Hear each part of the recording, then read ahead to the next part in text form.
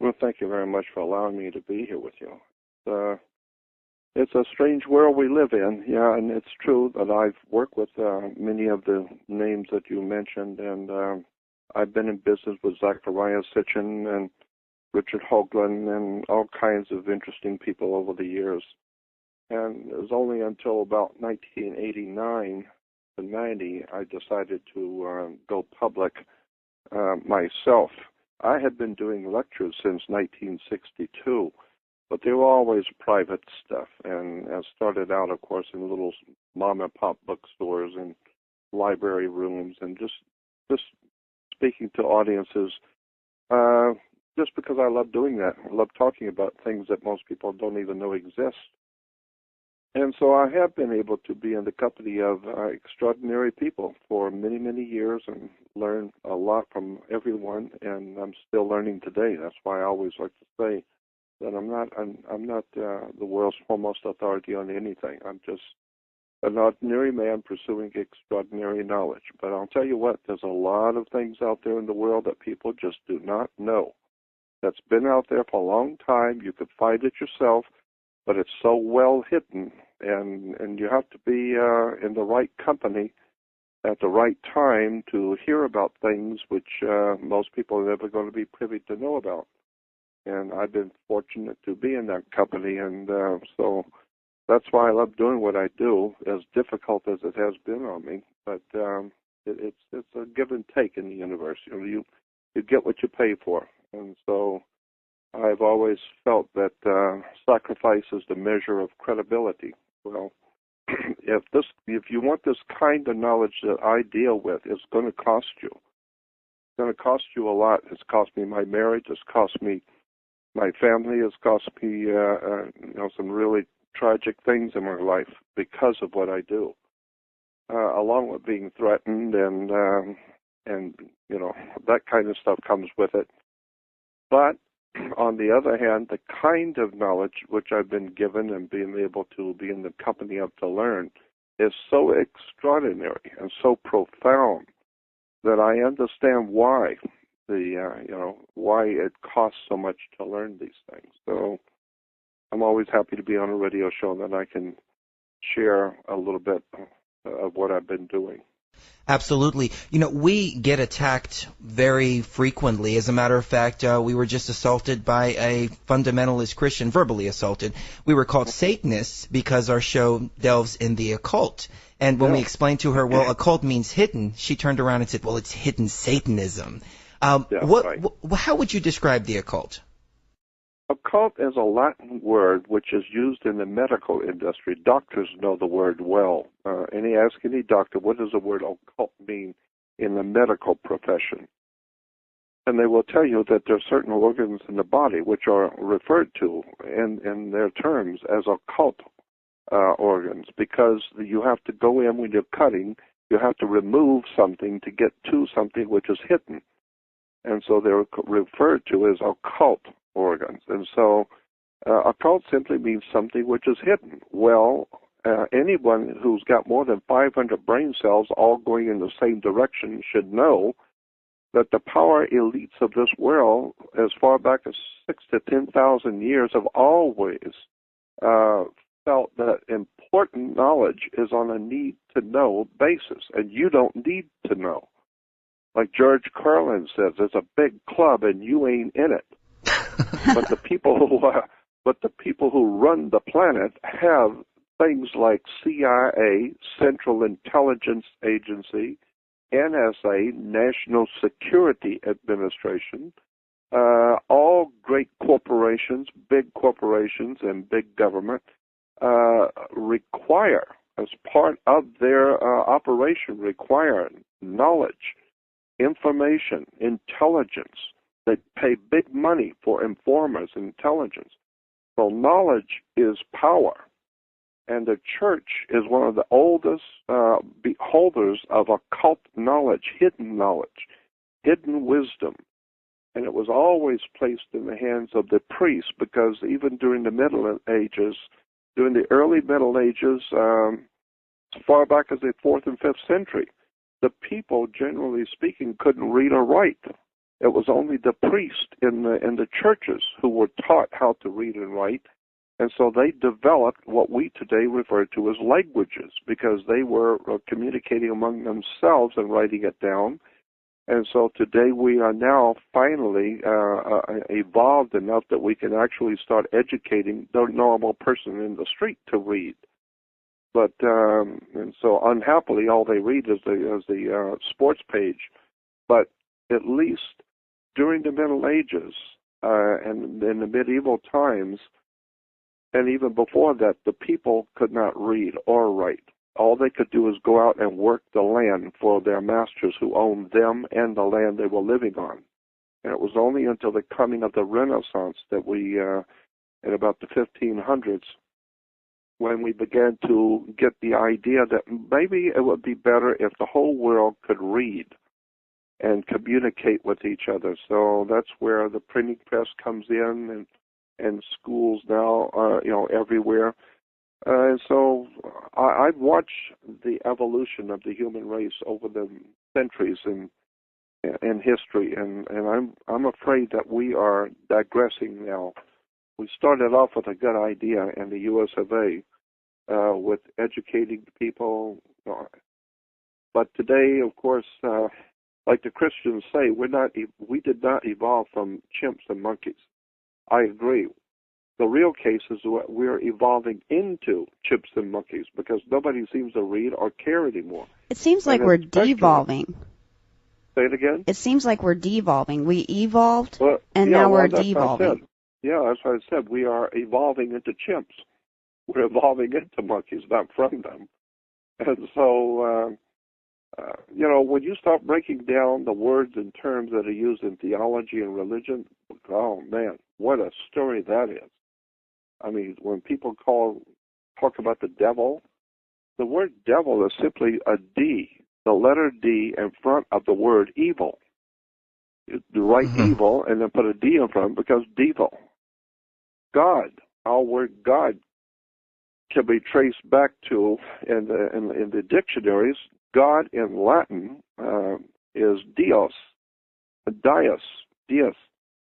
And Dios goes directly back in Latin to the god Zeus.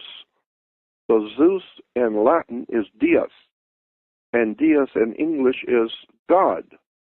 So when Christians are talking about God, they're talking about Zeus. And so, the very word God also comes from the root word that gives us our word good. So you take an O out of good, it becomes God. Obviously, God is good. And devil is a D in front of evil. It's just word play. And unfortunately, a little bit of information is very dangerous. So we've taught people to learn to read, but they only read a little bit. They're not too interested in real, legitimate study, like an academician. They are just read a little something, hear a little something, and before you know it, they pass it on to their children pass it on to their children, and today we have a world filled with ignorant, ill-informed, unread, dim-witted people who think that they have the whole truth and nothing but the truth, in point of fact, have no truth whatsoever. And when you really get into theology, and that's my subject, I talk a lot about the political systems, and I'm trying to get away from that because I've been talking about that for 48 years. But when you get into theology and religion, that is where the real story is. That's where the real stuff is. Because our words and terms that we use today in everyday life come directly out of the church. I mean, you've got to remember that Rome has dominated Europe for at least 2,700 years with the coming of the Caesars of Rome and the ancient Roman Empire. And then in the 5th century, when it began to crumble, and in its place, the Vatican came up. The people who were financing the Roman Empire began to pull the money out of Rome because they saw it was going under, and began a new operation called the Vatican. And and so that whole Roman system is still with us today, all over the world. Rome still controls Europe, and Europe still dominates the world. the planet. And so we've got 2,700 years of the church keeping secrets. That's why they have enclaves and secret meetings and secret societies. It's in motion pictures. It's in television shows. Everybody knows that.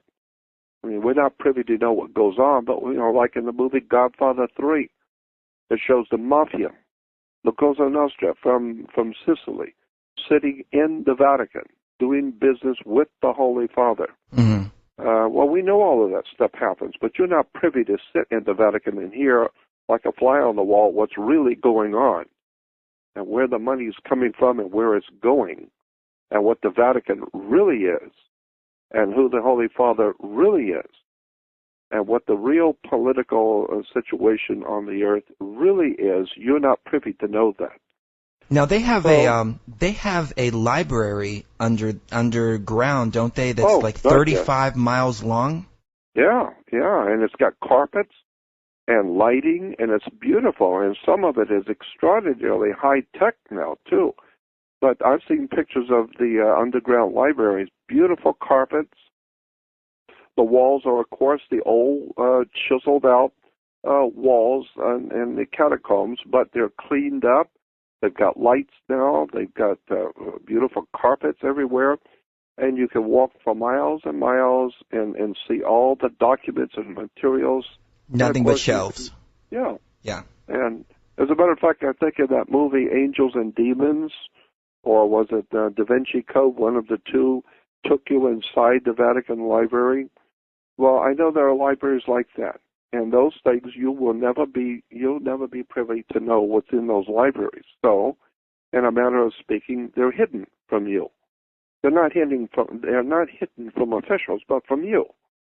So, in a manner of speaking, we could say those documents in the Vatican Library are occult because they're hidden to you. So there's nothing wrong with the word occult. It simply means hidden. And, everybody pretty well knows today that the really important knowledge that we need to stay alive has been hidden from us. All we have is Big Top Pee-wee and Bugs Bunny and nonsense, and basketball and football and all the silly nonsensical games and game shows and soap operas and it's just amazing what the human race is consuming and what our masters are pouring into the public trough for all of us to lick up. I have no time for this kind of nonsense because my life is short. I want to know who's running this planet, what God really is, where did we come from as humans, how does government and banks and courts and how does the world really, in fact, work? That's what I've spent my life pursuing. And I can tell you that nothing on this earth works the way you think it does. And I need to repeat that. Nothing in this world works the way you think it does. Churches don't do what you think they do.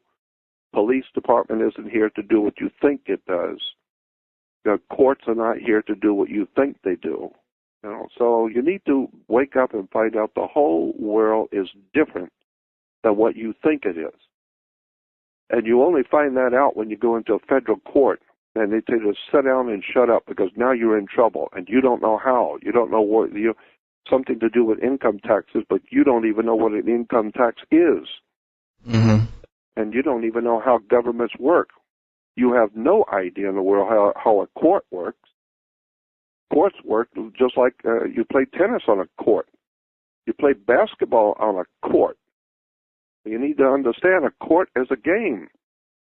And the whole idea in the court is to put the ball back in the other guy's court. Well, absolutely. We just had Rob Menard on, and he was saying the exact same thing. And it's amazing to see this global shift in consciousness heading in that direction, realizing all of these things. Yeah, I mean, finally people are starting to wake up and see that all we're talking about when you talk about big religions and big government and major powers in the world, what you're talking about ultimately at the end of the day is basically the Crips and the Bloods. We're talking about gangs, very successful, old, highly attuned, well-financed gangs that have grown up. And there were a bunch of little guys running around shooting people. And then it got to be bigger and bigger, and one day it was called mafia. Now it's organized. And then from mafia takes the big money that they're raking in from their prostitution and all the other nefarious enterprises and putting it into Sears, General Motors, and they are buying into heavy-duty shares of corporations. So that Michael Corleone in the Godfather 1 was telling his girlfriend, Kate, one day, 5 years, the family is going to be completely legit, meaning the mafia is growing. The underworld organizations of Russia, the Russian mafia, the Italian mafia, but especially the Mexican and the Tong Society of China, the Yakuza from Japan, all the incredible amounts of money that they are racking up, they are investing in American corporations. I mean, Yakuza, from what I've been able to see, Yakuza, which is a Japanese mafia, owns now Bank of America. Bank of America is owned by Yakuza, the Japanese mafia. How many people know that? How many people know that Union Bank? That's a very big bank in California, Union Bank.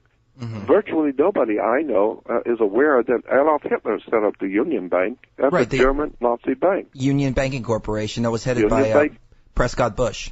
That's right. But the idea was dreamt up by Adolf Hitler and given to Prescott Bush to do. So Union Bank is a Nazi organization from day one, set up by Adolf Hitler.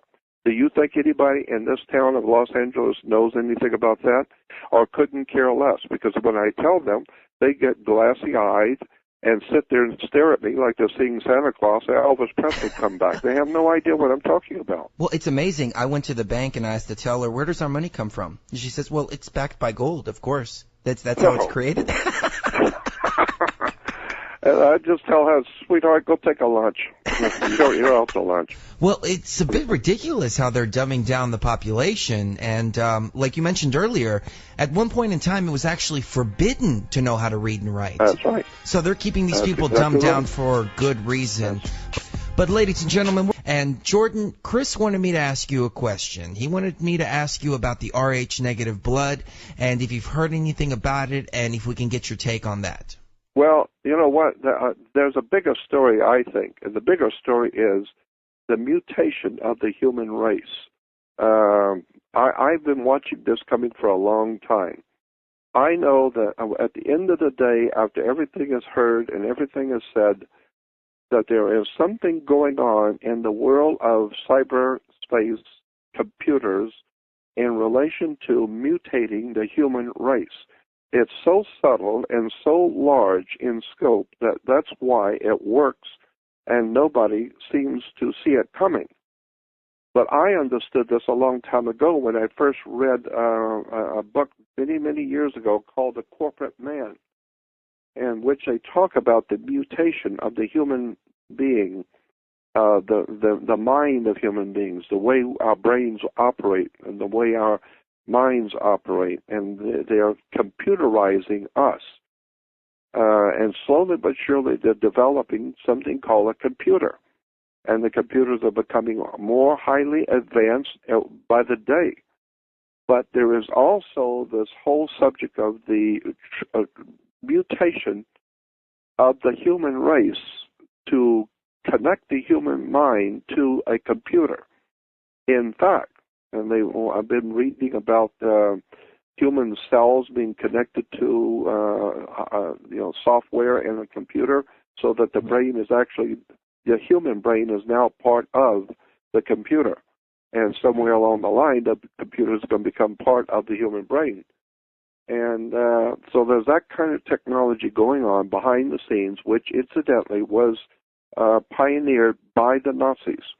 Computers were pioneered by the Nazis. All kinds of high technology and science was pioneered under Adolf Hitler. Most people don't know that. And so I've got a tremendous amount of stuff on where television was being developed, the German doctors who were working on it, how they were being financed by international banking cartels to use television as a propaganda tool to begin to sway the whole earth, to begin to remake man. We recently had Chris Everard on the show, and in his movie Spirit World, I believe, he says that the television was first created as a way to speak to spirits, basically. Does that have any? I wouldn't be surprised. Yeah. Okay. Because that makes sense. I mean, if you go back and think what it must have been like when they first come up with the idea, it probably had something to do with Tesla, but because Tesla said he was talking to extraterrestrials. Mm-hmm. And I would be a bit surprised because so much of the knowledge and technology which we take for granted today, my God, where did that stuff come from? Where did the concepts even come from? Well, are we seeing the continuation of the Third Reich, or are we seeing the Fourth Reich? Well, we're seeing the Fourth Reich because the Third Reich was never defeated. It just lost a particular battle, but it was never defeated. Okay. The Fourth Reich or the Third Reich is still in its place. We just refer to it as the Fourth Reich. They're coming back again. It's like big companies in L.A. I see them all the time. They're going out of business. They got a special going out of business sale. They're leaving town forever, and then once they close the doors, 2 weeks later they open up on the other side of town, brand new, same guys, same people, same employees. Different name, and we're back in business again. Well, that's what happened with Nazi Germany. Adolf Hitler did not die. That's a bunch of bull. Adolf Hitler never died. He didn't commit suicide. That's stupid. Recently, they said that the body was a woman's body. Yeah, that makes more sense to me. I know enough about dictators and powerful people. They don't die. They're not going anywhere. The only way they're going to leave is you kill them, or they die of natural causes or something. But normally, powerful people do not put a gun to their head. That's all in movies. Mm-hmm. They don't do that. It's a club, a fraternal order, and if you're playing on the chessboard of world power, and if you get overthrown, they just give you a lot of money and send you out to an island in the Caribbean to live comfortably with your harem, and that's the way the world works. Well, we were just talking about this the other day. Wouldn't it be cheaper to just put a bullet in his head, though? Well, yeah, but the thing is that's not the way the system works. Even among the mafia, even among the gangs in Los Angeles, there are certain rules and regulations. Ah, okay. In the military, certain rules and regulations you cannot do. I don't care if you got the gun. If you are in charge, it doesn't matter. Certain regulations and rules apply, and that means you can't do this. And you, in the mafia, you cannot kill a made man unless it is voted upon, and if you do, then you're a dead man for doing it. So, right.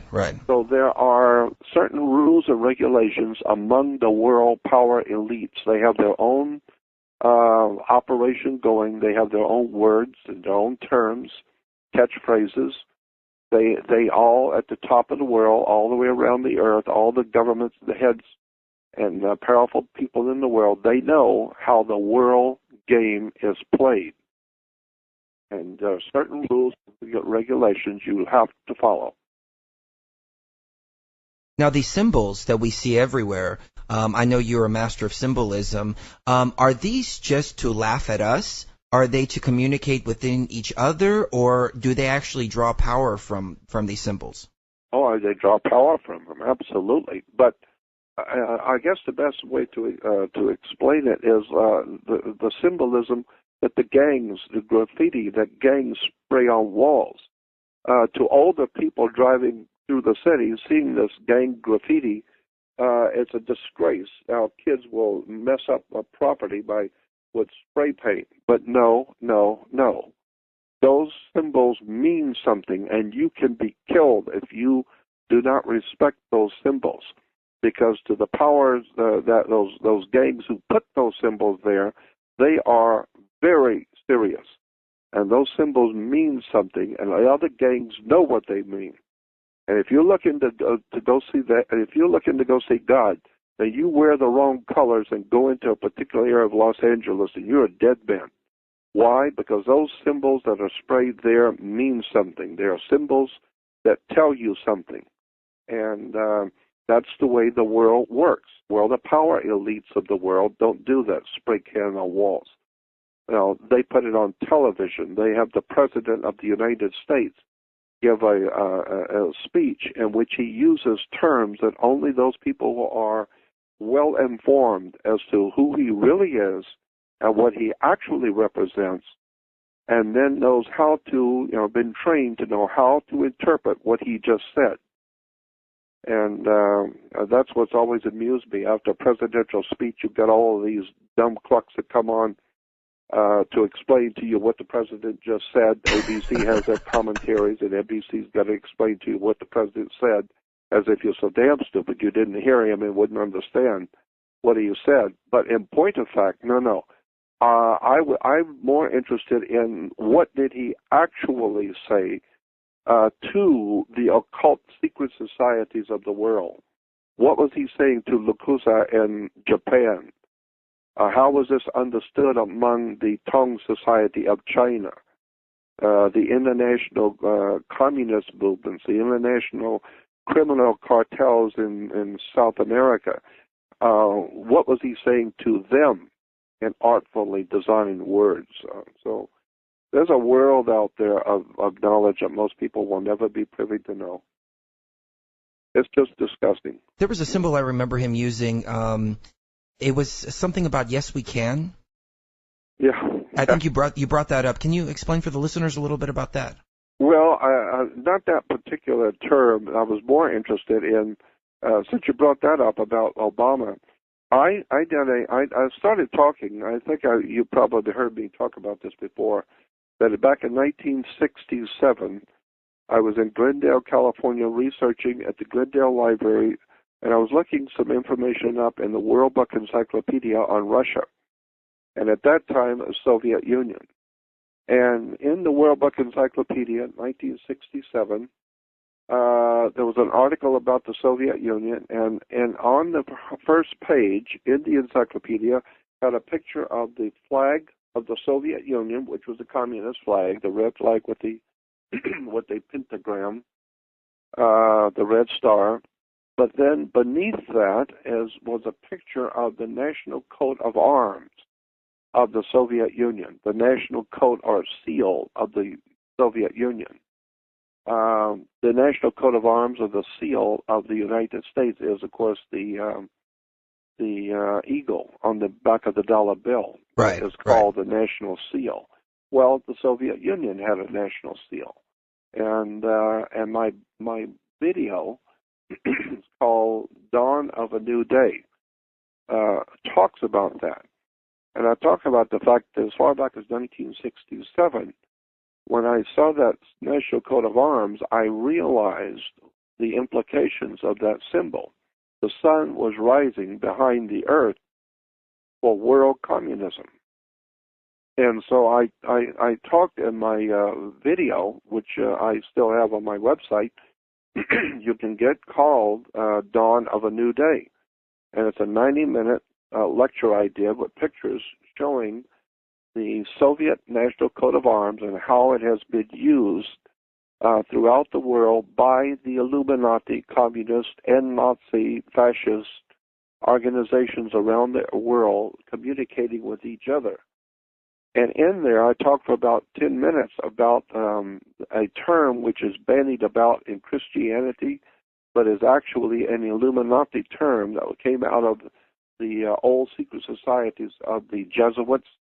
And that term and that words were the New Dawn. Now, talk about the New Dawn being a catchphrase that the Jesuits have used, that the secret societies of Freemasonry in Europe have used, and how Adolf Hitler used it. The communists have used that term and what it meant. Well, I don't mean to cut you off, but Obama just renamed the war in Iraq New Dawn. That's right. Wow. See, now you're catching on. Yes.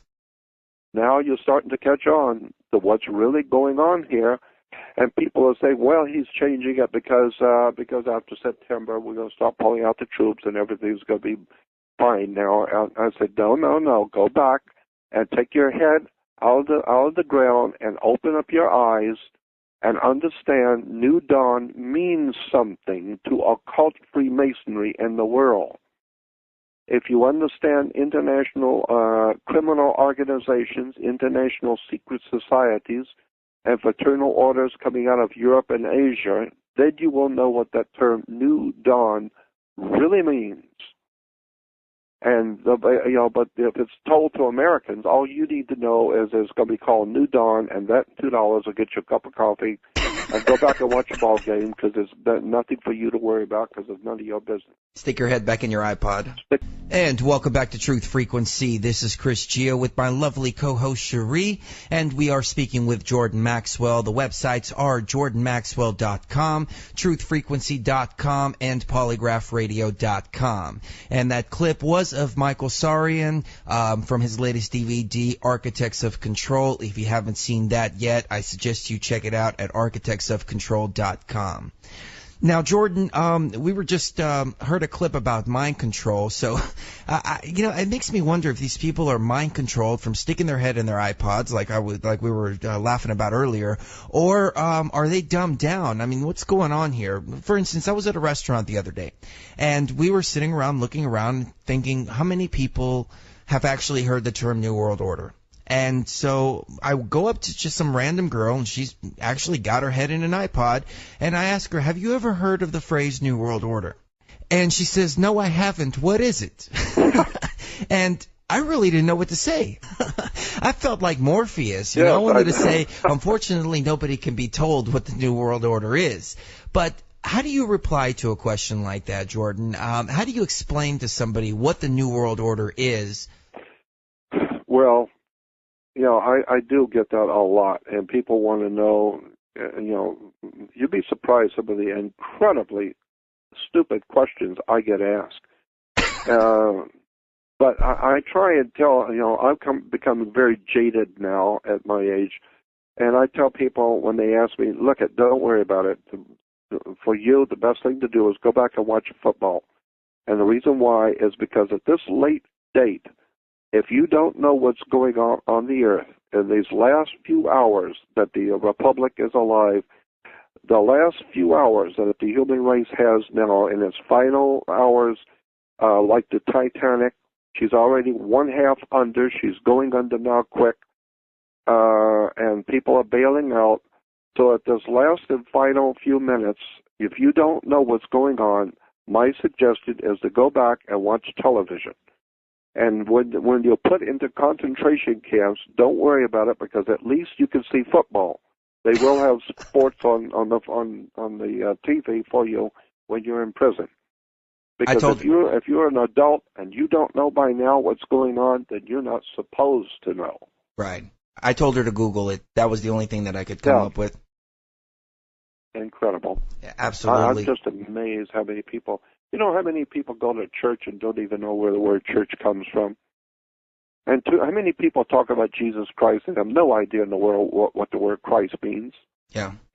Talk about worshiping God and have no idea. It goes back, you can trace the word back in any good dictionary to Zeus. I mean, how many people go to vote and think they're voting for the president, and point of fact, no, they're going to the polls. Mm-hmm. But when you go to the polls, all that means is that somebody is taking a poll, not a vote. And a poll is to get a consensus of what people are thinking. So they take a poll. So you go to the voting polls, you go to the voting booth in the polls, which means the masters who run America, and there's only a handful of them, these few people who run this country, they just want to see which one of these airhead goofballs you guys like. Do you like this fruitcake over here, or this fruitcake over there, or this mentally deranged moron over here? Which one do you like? Or which ideas are going to gain the support so they can kind of move the agenda in that direction? That's exactly right. So which one of these fruitcakes do you like? Because they're all mentally deranged. They're all under our control. We've got all kinds of photographs with their women and their boyfriends, and we've got all kinds of stuff on them. So we're going to put these chumps up to run for president. But which one do you people out there in video land, which one of these dopes do you like? And so when the masters see that everybody likes this one guy, then that's the one we will put in charge of the corporation. Mm-hmm. And so that everybody will be happy. They're happy because they got their leader. Now, you didn't get anything. You know, like Dick Gregory used to say, in America, we like to brag about the fact that we can elect, but you cannot select. That's the difference. So you can only elect the 3 or 4 chumps that the masters put in front of you. Mm-hmm. And all of them are either cross-dressers, mentally deranged, have got criminal records, or totally mentally deranged people. But they just want you to go to the polls and let them know which one of these fruitcakes do you want, will you feel good about. Well, the way I see it, they need people who have dirt on them so they can hold it over them if they get out of line. Yeah. Of course. That's why in the Skull and Bones, you have to lay in a coffin naked, and you must talk and tell audibly. You must tell all the men who are standing around the coffin. You must tell them of your secret sexual escapades. You must tell them about all the secrets that nobody knows about you. You must do that, and the men are standing around you, listening to you, and that is what you must do. And the reason why is very simple. Then they accept you into their fraternal order, and now you are in a very powerful position to become of governors and senators and congressmen, and they know that you will be trustworthy. So if not, they've got you recorded. They know exactly what you've done, and they can ruin your name in 20 minutes. Mm-hmm. So they know you will be a good, what we call, team player. You had better be a team player, because the organization, the mob, is going to be very unhappy with you if you decide you don't want to do something they told you to do. Because your name's going to be out there in the paper tomorrow morning with all of your real escapades that can be brought against anybody out there. So, that's the way it works. We saw it with Senator Craig a year ago, something like that. He started going out of line of the agenda, and boom, immediately. Well, that's what happens. You won't do that anymore. Absolutely. If I can go back to religion for a second, there was something in one of your talks that really inspired me, and that's when you said we have to look beyond the gods of religion and approach the creator of the universe as a great king. Yeah. And the prayer that I prayed was, God, please, take me whatever direction you want to take me. I'll walk whatever path, no questions asked. And lo and behold, 2 years later, here I am speaking to you. And it's really amazing, so I'm ever eternally grateful for that. But there is another thing in that same talk that you said that I had a question about. I speak Greek fluently. And in the Greek language, when we speak to somebody of authority or, with respect or, to show respect, we speak in the plural. Now, is it possible that when you said that the Elohim was actually a plural word, is it possible they were just referring to God with that same respectful tone that the Greeks would use? No, and I know that argument. I've seen the argument made many, many times, and I understand what you're saying. But of course, it is understood. It can be understood that way. But originally, in the original language, if you go back to the Phoenician Canaanite language, which we today call Hebrew, there is no Hebrew language. There is a Phoenician Canaanite language which the Hebrews speak. And when you go back to the most ancient times, it was understood that it was in the plural. But with the coming of Christianity in the Middle Ages, and especially from the 16th century on, they began to pick up the idea and use the idea that the plural actually was a way to was just an honorable way of addressing someone with special honors. So it would be like a plural honor. And I've heard those arguments, but in actual fact, no. You go back and watch the way the religious words and terms have come down to us over the past 5,000 years or so. The answer is no. Originally, in fact, it meant plural, but it has become accepted that today, especially in modern day, that plural can mean that it was just an extra honor. So now these gods, are they the gods that landed in Sumer? Oh well, that's a whole different subject. There's so many places we could go with all of this. What was that I was going to say in relation to that thing about Elohim? In the beginning, the gods created the heavens and the earth. This is why in Genesis 1:28, when it's talking about, when it's talking about the creation of Adam and Eve, and it says, the gods said, "Come, let us make man in our image, after our likeness." Well, logic alone would dictate, and I asked Rabbi Antelman, I've asked a lot of rabbis, but in particular, Rabbi Marvin Antelman from Newton, Massachusetts, was a dear friend of mine for many years. He ended up on the Knesset in Israel, but we were very close friends and used to correspond and talk on the phone for hours. And I asked Rabbi Marvin Antelman about this plural and the use, and you'd be surprised some of the things that rabbis will tell you if it's off the record.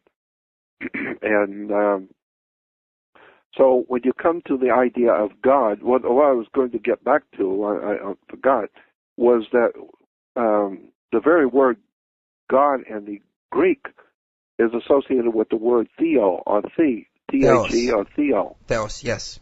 And so theos, or theology, is where, is the study, ology is the study of, and theology is the study of God, theo, or theology. But the same root word gives us, of theology, theo, gives us our word theater.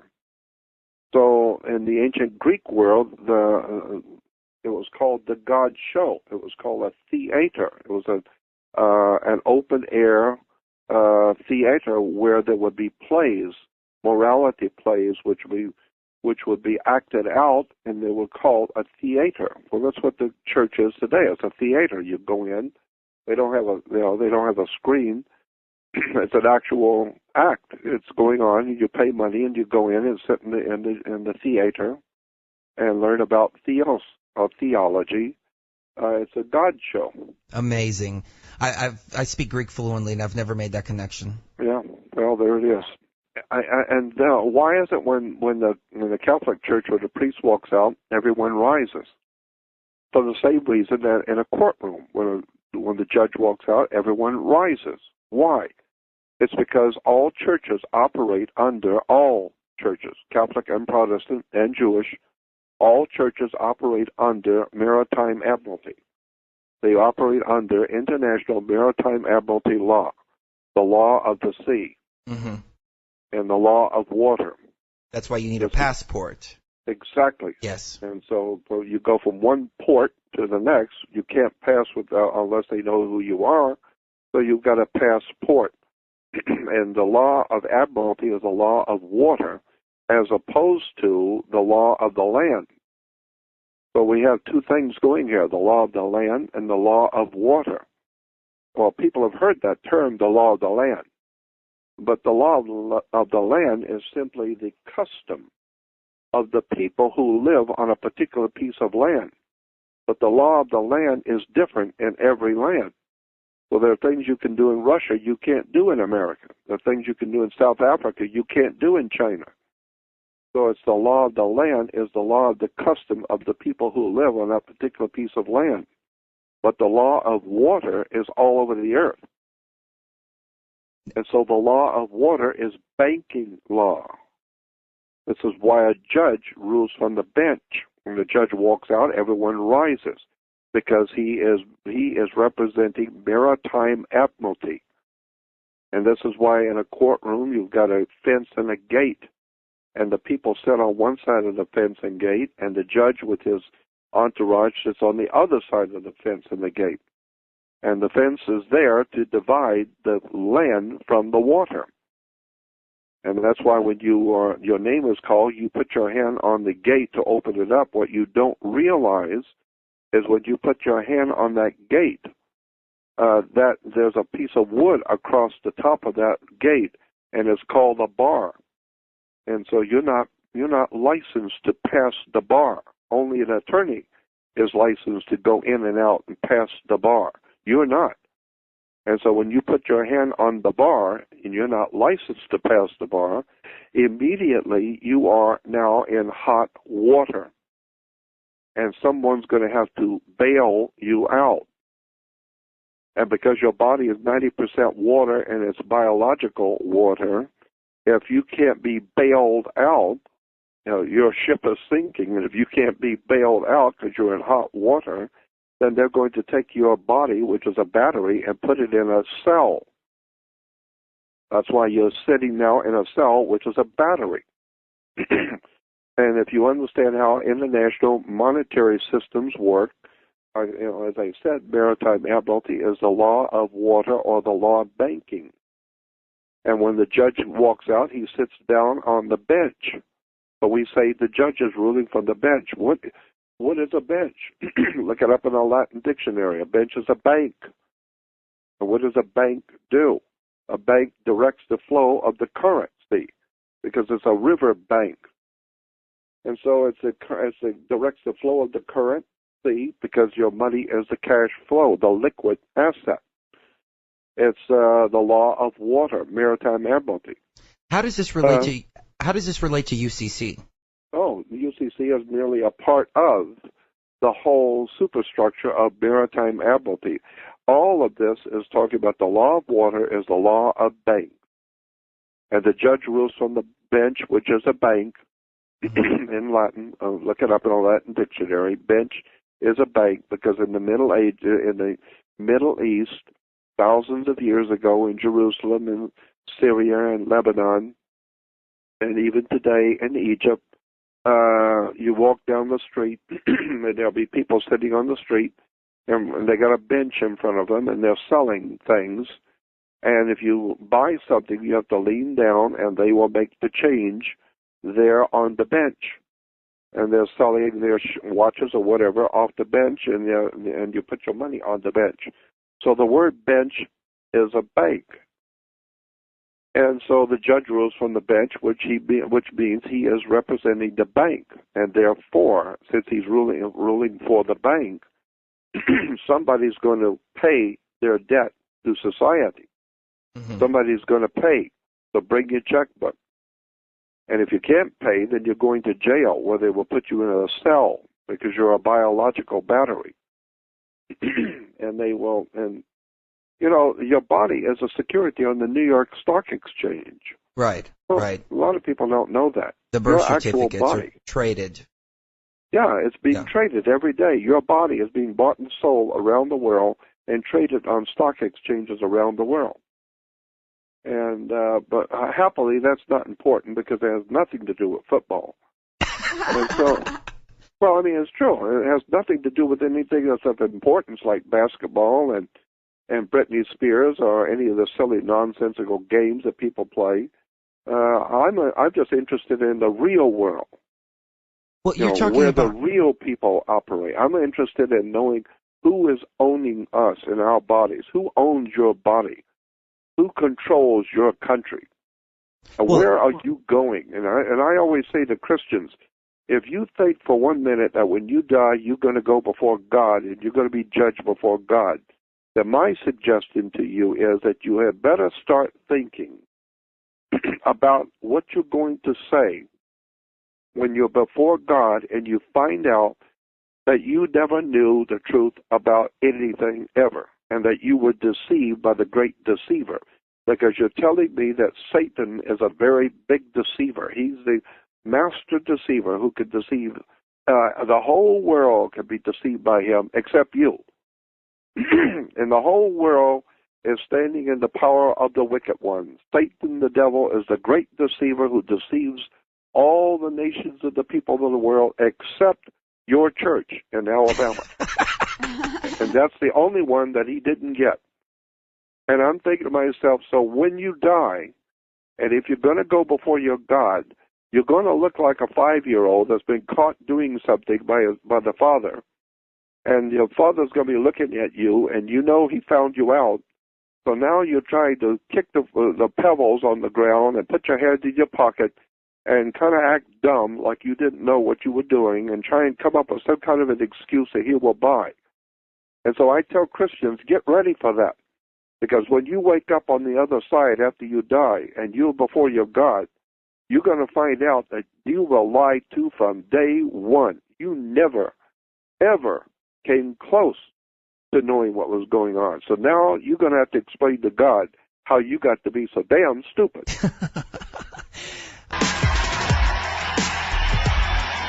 And welcome back to Truth Frequency. This is Chris Geo, joined as always by my lovely co-host Cherie. And we are discussing religion with the one and only Jordan Maxwell. His official website, once again, is jordanmaxwell.com. And Jordan, like I was saying before the break, I don't think that all this truth is going to be presented to people on a silver platter. I think it's going to be esoteric knowledge that you have to dig out for yourself. It's just like if you were working out. You know, you're not going to get a perfect body by sitting around eating fast food and whatever's thrown in your face. You're going to have to go to the gym. You're going to have to jog. You're going to have to really work to get that perfect body. Now, why wouldn't the same thing be with a perfect mind? You know, you're going to have to seek this knowledge out if you want to find it. Well, of course, that's what the Scripture says. Of course, that's what the Bible says. I've even got that one of my lectures quoting right from the Bible. It says that something to the effect that that the honor of God is to conceal a matter. To conceal a matter is what God does. And to search out that matter, to search out that secret, is the honor of a man. So God gives you secrets of the universe. He gives you secrets. Well, think about it. The life you live, where did the earth come from? You know, like that one astronomer said, the universe is not only stranger than you imagine, the universe is stranger than you can imagine. There are mysteries out there, all out into the universe. There are mysteries here on earth you haven't even looked at yet.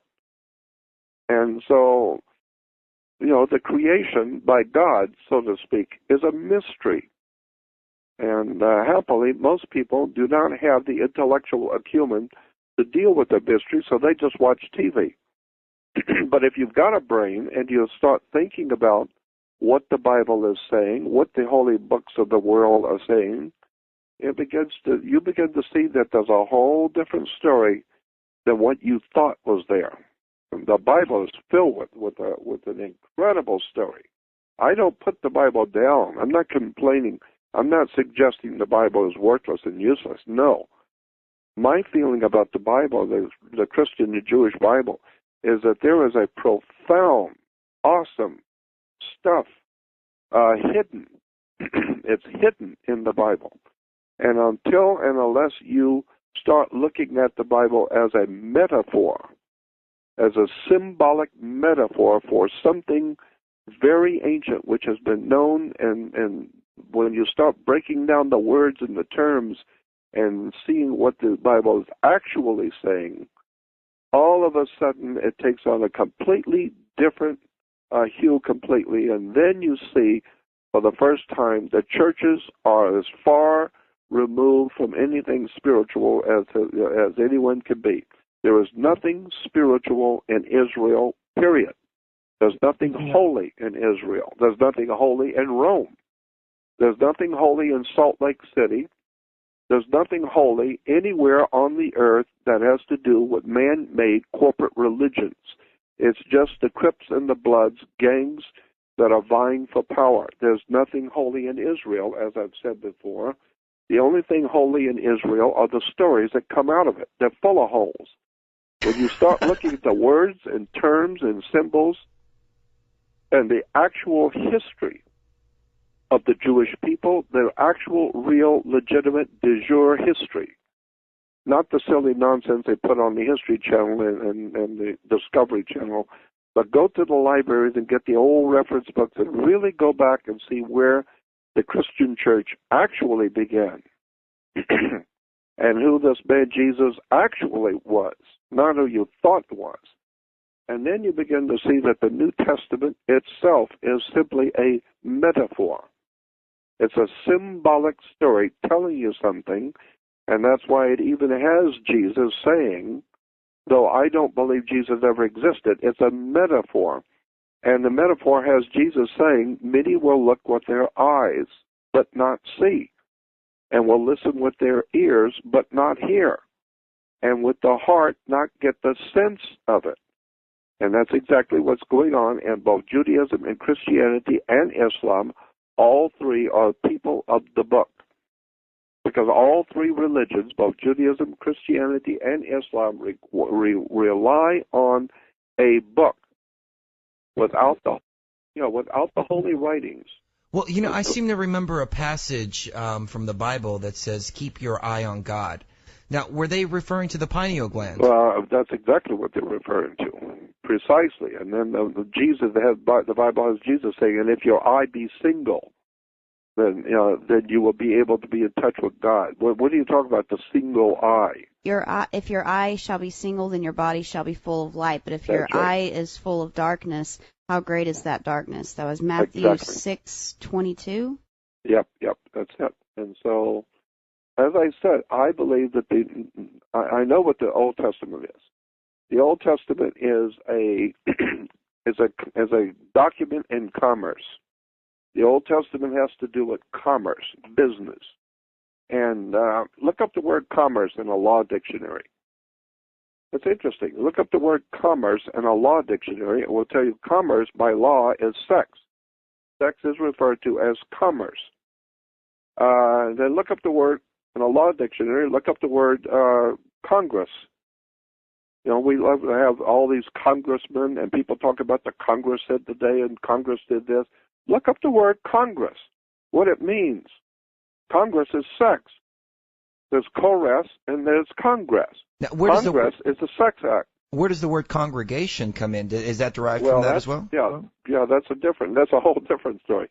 And that goes back to the word church. Church comes from a Scottish word, kirk, K-E-R-K or K-I-R-K, kirk. Kirk in Scotland is church in English. That's why you have Captain Kirk on the good ship Enterprise, because that's what a church is. It's a corporation. That's why churches are divided into denominations, 10s, 20s, and 50s, and 100s. So when you get Star Trek, taking Captain Kirk, captain goes back to the word capital, which means money. Capitalizing means to put money into. So the captain of a ship is, when you start breaking down the maritime admiralty words and terms, well, what a story. Why? And it also has to do with the fact that all ships, rocket ships, sailing ships, any kind of a ship, has to be female, always. That's why all captains will talk about their ship, whether it's an airship, an airplane, jet, whatever it is, it's always she. She's a good ship, she's seaworthy, she's this, she's that. Because all ships by maritime admiralty law are female. Why? Because she produces the product. Without her, there ain't no product. So she produces the product. She's the one that keeps business going. Without the woman, there is no business. The men are going to die off, and that's it. It's over. No more business. The game's up. Why? Because the women are not producing. So the woman produces the product. That's why all ships are female. And consequently, when a ship pulls into harbor, let's say it's bringing in $800 million worth of Toyotas. Well, yesterday when you were at work, the ship wasn't here, but this morning you came in, there's a ship here. So it has manifested. Now, what is it manifested? Well, it manifested $800 million worth of business. So each one of those Toyotas or televisions or whatever came in on a ship. Ships come in on water. And so therefore each one of those Toyotas or TVs has to have its own certificate of manifest. And so on each item has to have its own certificate. Coming off she is giving to the world, she's bringing it to you on water. She's parked at the dock. And so, and where a ship sits, because if she's a she, we say where a ship sits is her berth, B-E-R-T-H. Her berth is where a ship sits.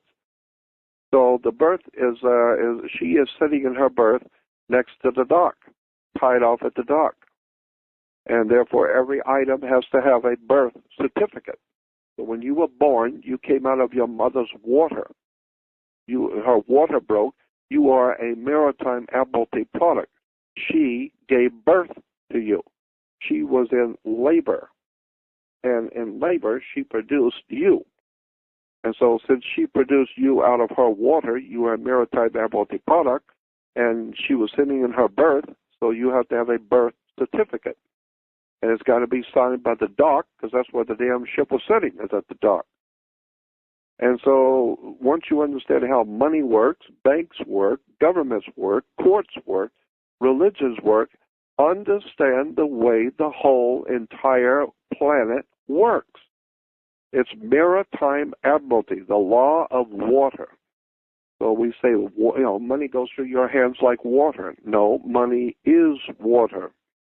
You are 90% water. You are a maritime admiralty product, or what is referred to as a human resource. Got rubber, iron, oil, and you. Well, let me ask you, how do we break free of all of this?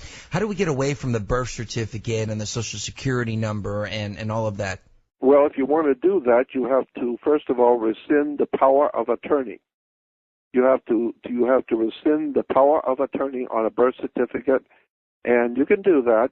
You can contact the Social Security and tell them you do not wish for Social Security to represent you by law any longer, and no longer to have the power of attorney over your birth certificate. Because that's why when you go into a court, they ask you, how do you plead? Well, if you don't want to plead, it doesn't matter. The judge can enter a plea for you. Why? Because he has the power of attorney over your body. He owns it. You just don't know that. You don't understand the court actually, in fact, owns your body, because the court represents maritime admiralty, which is money, which is the stock market, and your birth certificate is on the stock market. You are nothing more than a maritime admiralty product. That's why if you're getting married and the woman or man that you're marrying comes from a wealthy family, we say, well, they are of good stock. What do you mean stock? I'm not marrying a cow. No, but they're good stock, meaning that they are a stock on the New York Stock Exchange. But unlike you, who are poor, they are good stock. They are what is called premium, a blue chip stock. And you get blue blood from that as well. Yeah, and so if you're going to get married, incidentally, every person's body is a corporation. That's the way they set it up. That's why the names are all in capital letters. Exactly. Yes. Exactly. So therefore, if you are a corporation, when you die, you're a corpse. Why? Because that's what your body is. That your body is a corporation. And so now it's a defunct corporation. It's not doing much business anymore, so it's buried. It's out of business, but it was still a corporation. It's a corpse.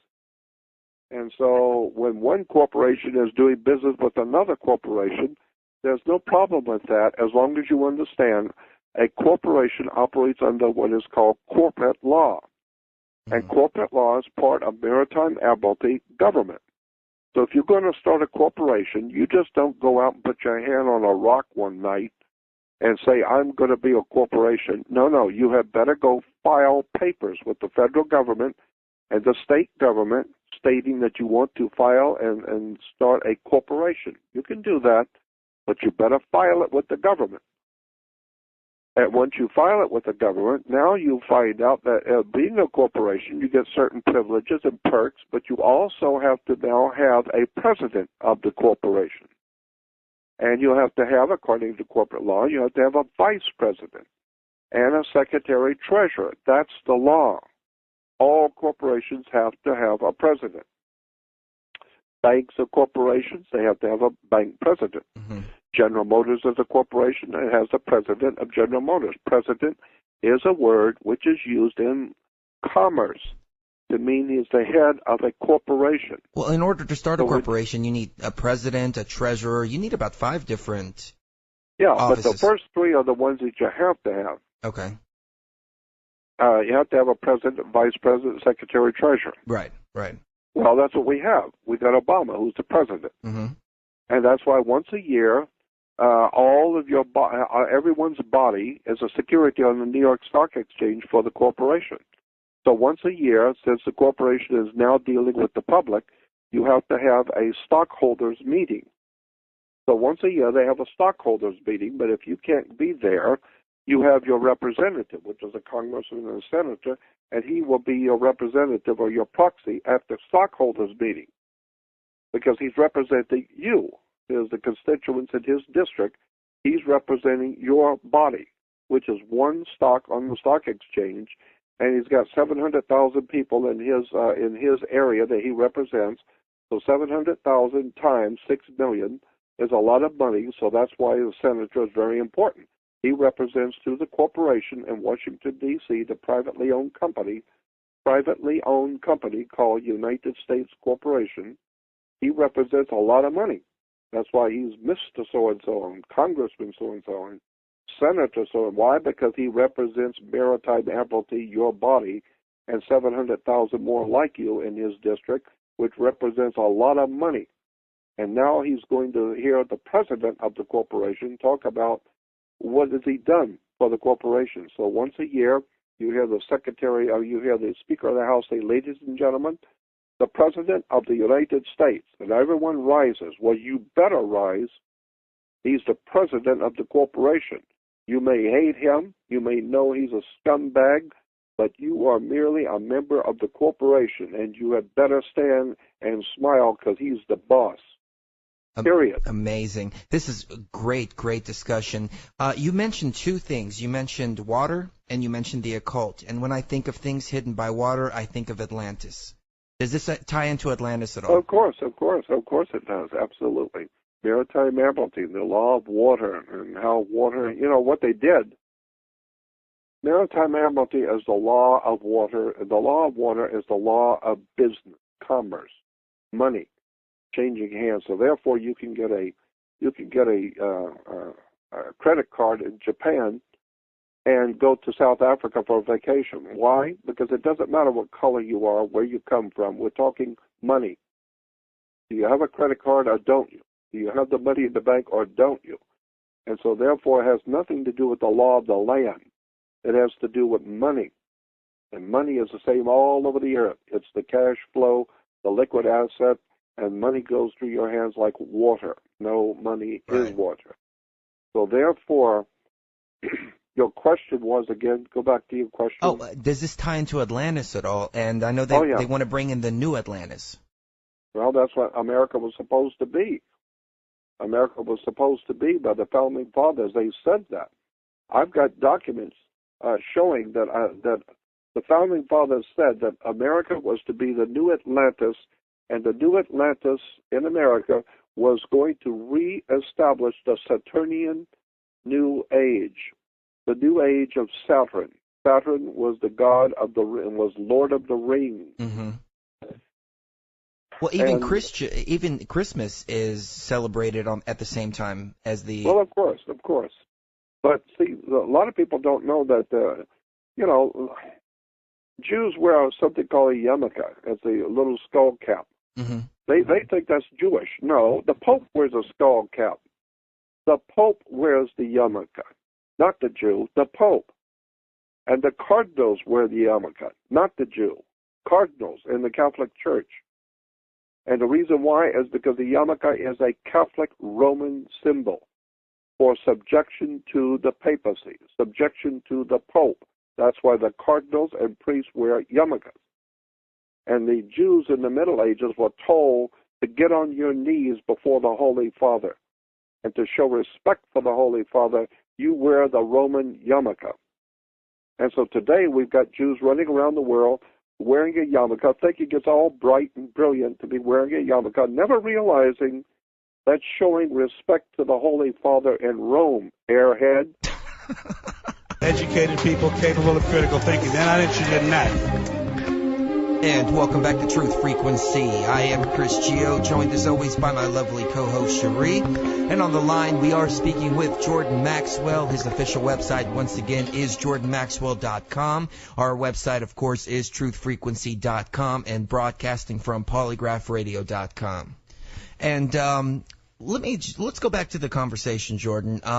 We were talking about the yarmulke and the connection to the Roman Church. We talked a lot about Rome and the Catholic Church, but let me ask you this. What's the history of the Jews? Because I was speaking with somebody the other day, and we were theorizing, could they be the actual descendants from Sumer? I mean, are they the real Sumerians, or what's your take on that? Well, I wouldn't be surprised that, well, obviously they must be connected somehow. But as I said, there is no actual Hebrew language. And Hebrew itself is a derogatory term. That's not a very nice word in the old countries, in the Middle East today. That's not a very nice term. Calling somebody a Hebrew is a derogatory term. It simply means it's the same idea as calling a Mexican, illegal Mexican, a wetback. It's a derogatory term. It means you came across, in a river and came and crawled under a fence and you got a wet back and you come into this country illegally. So you're an illegal alien, wetback. Well, in the ancient world, Hebrew meant, it was actually Iberu meant one who crossed over illegally. So in Egypt, if you crossed over into Egypt illegally and came in as an illegal alien, they called you an Iberu or Hebrew. So Hebrew means some scab who came in undocumented into our country in Egypt. So they were called Hebrews. They have a lot of the words backwards. I think I remember you mentioning that Yahweh actually meant like an orgasm. That's right. That's why even Jewish physicists today will tell you that the whole universe came into God created the universe. And so the whole universe came into existence through a big bang. But come on, what are you talking about, big bang? And so, I know what a gangbanger is, but you're talking about God brought the whole universe into a big bang. The whole thing is ludicrous on its face. Once you understand the words and the terms for God, once you understand that there is no Hebrew language, there is a Phoenician language which the Hebrews speak. That's like saying that you speak American language. No, you're an American, but you speak the English language, not American. The same thing is true with Hebrew. Hebrews do not speak the Hebrew language. Hebrews speak the Phoenician language. The Phoenicians are the ones we call Canaanites, are the people who today we call Jews. The Jews are a Phoenician people. The Phoenician Canaanite people are today referred to as Jews. So the Hebrews or Jews today speak the Phoenician language. There is no Hebrew language as such. Hebrew is not an original language. Hebrew comes directly out of Phoenicia. Now, are these the Jews that we hear about who do the sacrifices and the child sacrifices and rituals and things like that? Well, that's kind of a difficult subject. Incidentally, they're still doing human sacrifices here in L.A. I can take you places up here from Mulholland Drive and Mulholland and Coldwater Canyon where they still do up until I've heard even as recent as a couple of years ago, still doing child sacrifices up there in the hills of Hollywood. So we still have child sacrifice and human sacrifice right here in L.A. That's a fact of it's a fact of life. Now the term Hollywood, that actually comes from the magician's wand, isn't that correct? Yeah, the magician's wand. It's an old Celtic Druid symbol, the old Celtic Druid system, which controlled Europe before the Roman Empire ever came about. There was a whole system of government in Europe before Caesar, and it was a Celtic Druid system. And so much of the Celtic Druid system, of course, it was brought into the Jewish system, so that the Jewish high priests are actually Celtic Druid high priests. And the Druids, one of the main symbols in the old Celtic Druid system was a magic wand. Magic wands were always made out of the wood of a holly tree. It was made out of Hollywood. But we still have Hollywood, working on magic on us. And, one of the gods of the ancient Hebrews was the planet Saturn. Saturn was one of the gods that we refer to as Yahweh. Yahweh was connected to the sex. It was connected to the sun. It was also connected to the planet Saturn. Over the centuries, over the years, it mutated and took on different meanings. But Saturn was a very important planet, a very important god to the ancient Jews and ancient people. Even on today, on the planet Saturn, if when that space probe went past Saturn and was photographing Saturn, I don't know if you know that or not, but there is a hexagram on the North Pole of Saturn. Have you ever seen that? Yeah. Chris Everard mentioned that on the show when we had him on. Yeah, hexagram on planet Saturn. Saturn was referred to in the ancient world as Lord of the Rings. And so Hollywood is still making movies about Lord of the Rings. Their god, the god of the Hebrews, was Saturn, Lord of the Rings.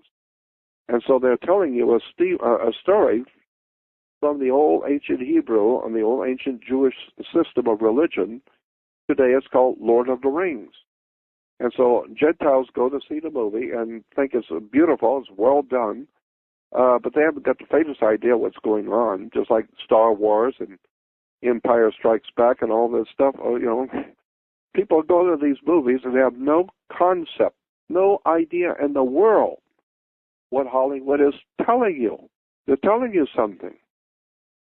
But happily, again, I go back and say, but what they're telling you in Hollywood, what they're telling you in television and movies, most people just don't get it, and it's unfortunate. We're just so profoundly ill-informed and unread and so superficial and shallow that we don't think very deeply about anything until you are arrested and taken to federal court and charged with a capital crime. And since it's a capital crime, means that they're going to capitalize on your corporate body. And if you are found guilty and cannot be bailed out, they're going to kill you. You will die because it's a capital crime, meaning it's going to cost you a lot of money to get out of this one. As I said, the United States is a corporation, privately owned corporation. But if you're working in this country, if you come in illegally and you're working here, then your body is a corporation, but you are working and making money illegally, unlawfully. Therefore, the corporation can put a lien on you. It's like a mechanic's lien. If you get a guy who paints your house and you don't pay him, he can put a mechanic's lien on your home, which means you cannot do anything with it until you pay him. And so if you sell the house, you must pay him first because he has a lien on the property. Well, if you come into this corporation called United States illegally and are working here, the corporation can put a lien on your body. You then become known as an alien. No, there has been a lien put on you. Therefore, you are an alien. So we do use the term alien and never realize, no, it's a lien has been put on your corporate body. Extraordinary, interesting stuff, I think, when you begin to see how the church and government, banks, how the whole entire world around you, in fact, operates the way it does. And again, I started off by saying it, and I'll say it again. Nothing in this world works the way you think it does. Well, Jordan, when did all this start? I mean, when we were created, by whomever we were created, this system wasn't put into place. When did all this start to happen? Well, it's a mutation. And so being a mutation, things change. It's evolved. Over the years, over the centuries, over the thousands of years, things have evolved. Because it became apparent very quickly that if you're going to do any real big business, you're going to need water. You're going to need trade with countries. That's where the real money is. Buying and selling in downtown for you is a little bit of money. But when America sells $800 billion worth of rice and foods to the rest of the world. Now you're talking business, but it's going on ships. And so this is why maritime admiralty is a law of water or the law of the ship, she. This is why when you're getting married, you have a courtship. And when you join the corporation, it becomes a citizenship. You're going to play the game. It's called sportsmanship. Everything is shipped. And if you go to Sears and buy a refrigerator, they're going to ship it to you. Well, it's not coming in on water, no, but it's maritime admiralty, money changing hands, and it's a maritime admiralty product, and you're a corporation. And so you say, well, I don't buy this. Well, what do you mean you don't buy this? So it all has to do with business. Business, money, corporations, religion, churches. The very word church, the very word church, I said that. How many Christians go to church and have no idea where the word church comes from? The word church is a Scottish word kirk, K-E-R-K or K-I-R-K. But kirk was brought to Scotland. That word was brought to Scotland by the Knights Templars. The Knights Templars are what we today call the Scottish Rite. But when the Knights Templar Masonic Order, which was a Catholic Masonic order, went into the Middle East during the Crusades. They started the first banking system, correct? Yeah, then they came back to Europe, and they brought with them, when they came back from the Crusades, a lot of artifacts and ideas and concepts and belief systems. And so one of the systems and one of the ideas they brought back, the Knights Templars brought back, was something called a Circe, C-E-R-E-S, Circe, or a Greek goddess Circe. It was a Phoenician god. There was a Palestinian goddess. They were all goddesses in the Middle East, even in Egypt. The same goddess existed, and it was basically Circe. Circe was a goddess who was able to hypnotize people, bring them into her home, lock the door behind them so they could not get out, took their minds away from them, and turned people into animals and pigs and fed off of them. Well, sounds like the TV. You can go to the Austin State Capitol and find her on top of the building. Yeah, well, that's an appropriate place for her to be, on the Capitol building. Yeah. Mm-hmm. Mm-hmm. All I'm saying is that when you start looking at the real world and put down the newspapers and turn off the television and all that silly nonsense that the masters are flooding the world with, I like to say pouring into the human trough for us animals to lick it up. When you turn off the TV, or the other better thing is turn on the TV but shut the sound off completely. And sit and watch all of the Fruit Loops, goofballs, airheads, dingbats, traitors, liars.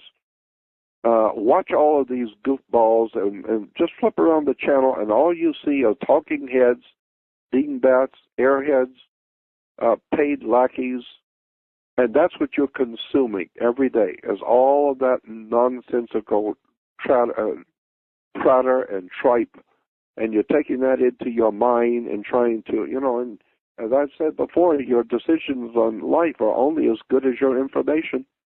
Well, that's an interesting word, consumer. I was on the internet the other day, and there was actually an article stated that said how to be a better consumer. Yeah. Where does the word consumer come from? Well, it obviously comes from to consume, which means that's the way you do business. If nobody consumed anything, there would be no business.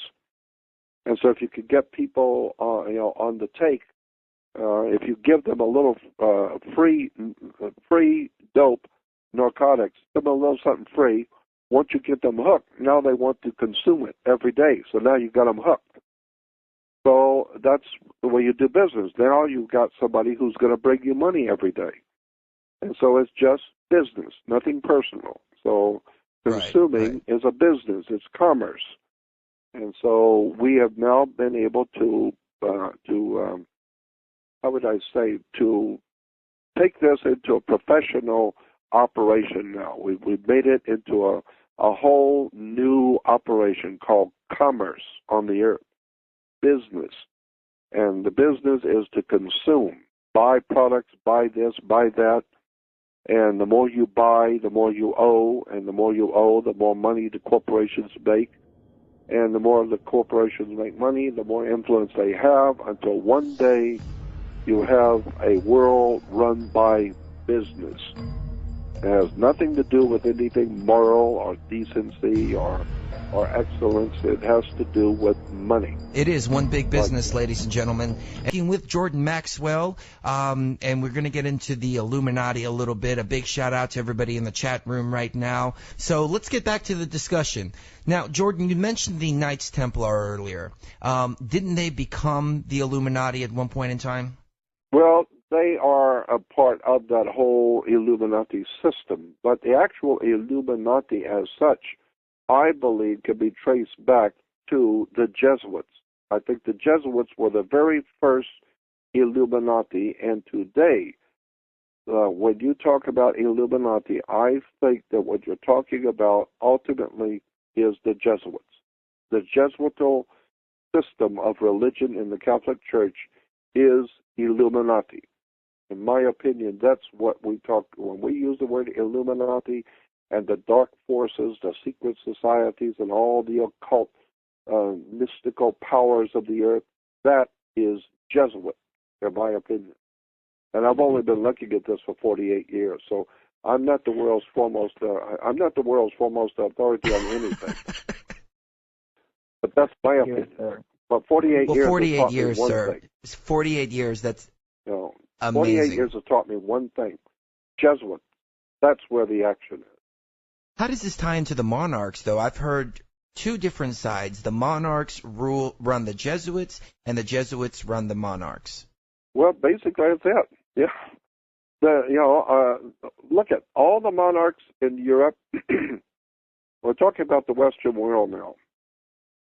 But in the Western world and Europe, we have something called the royalty, kings and princes and royalty.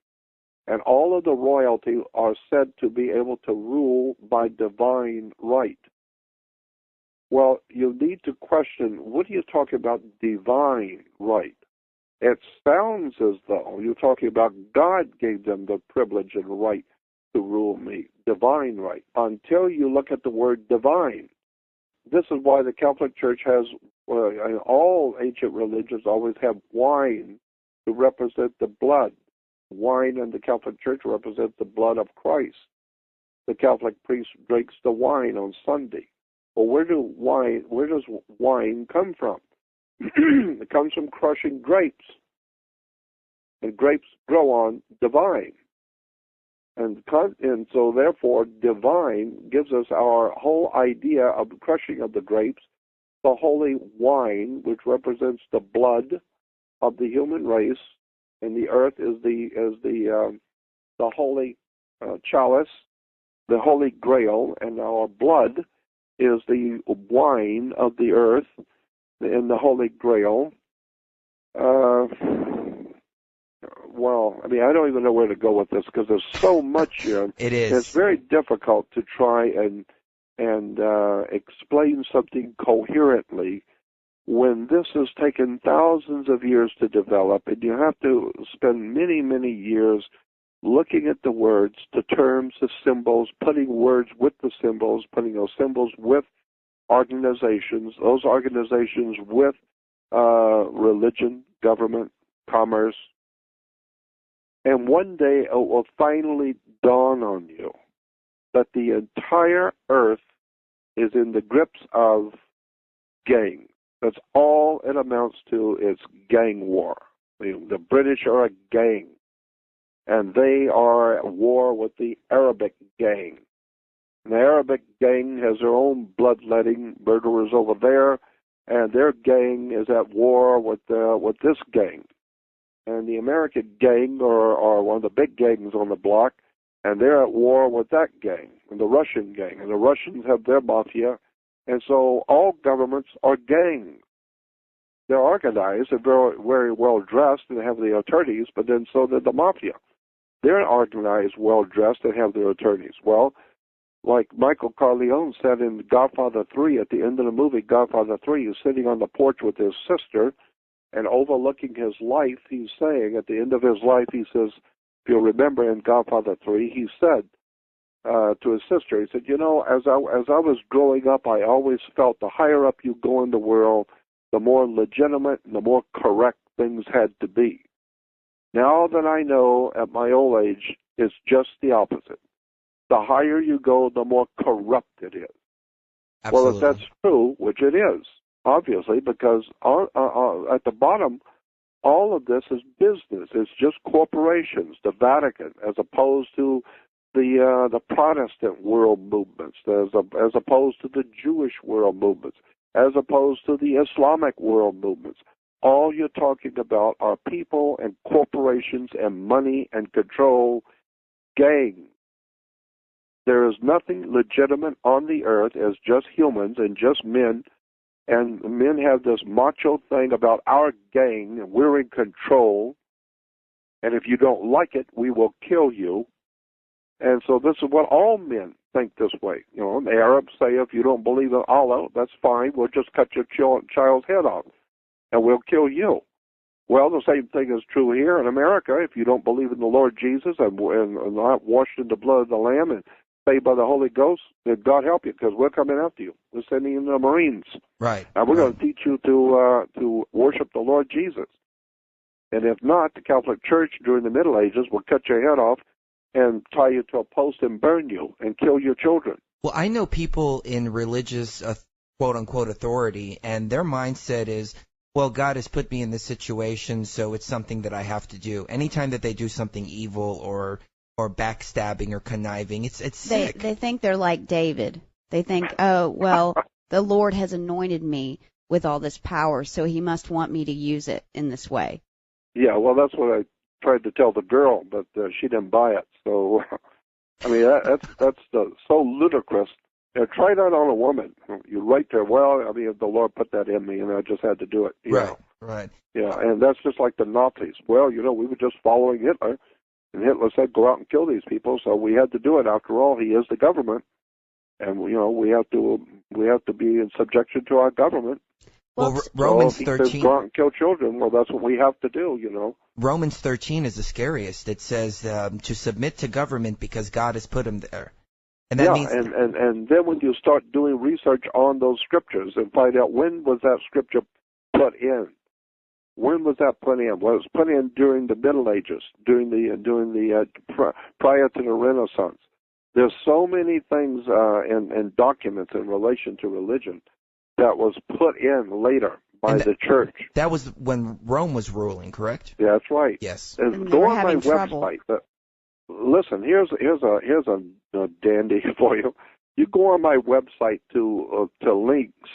Go on to links, and in the link, scroll down till you see religion, because I've got all the different subjects in different sets of links. And on religion, you will see an especially large link that says that I believe this is the most important link for religion on the earth. And it's called Christianism.com.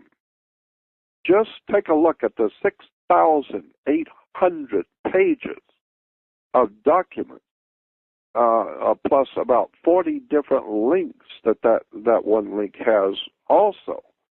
But just Christianism.com has well over 6,000 pages of minute, highly intelligent, minutely put together documents on religion, the church, Judaism, Christianity, Islam, where it came from, who paid for it, what the documents said all over the world.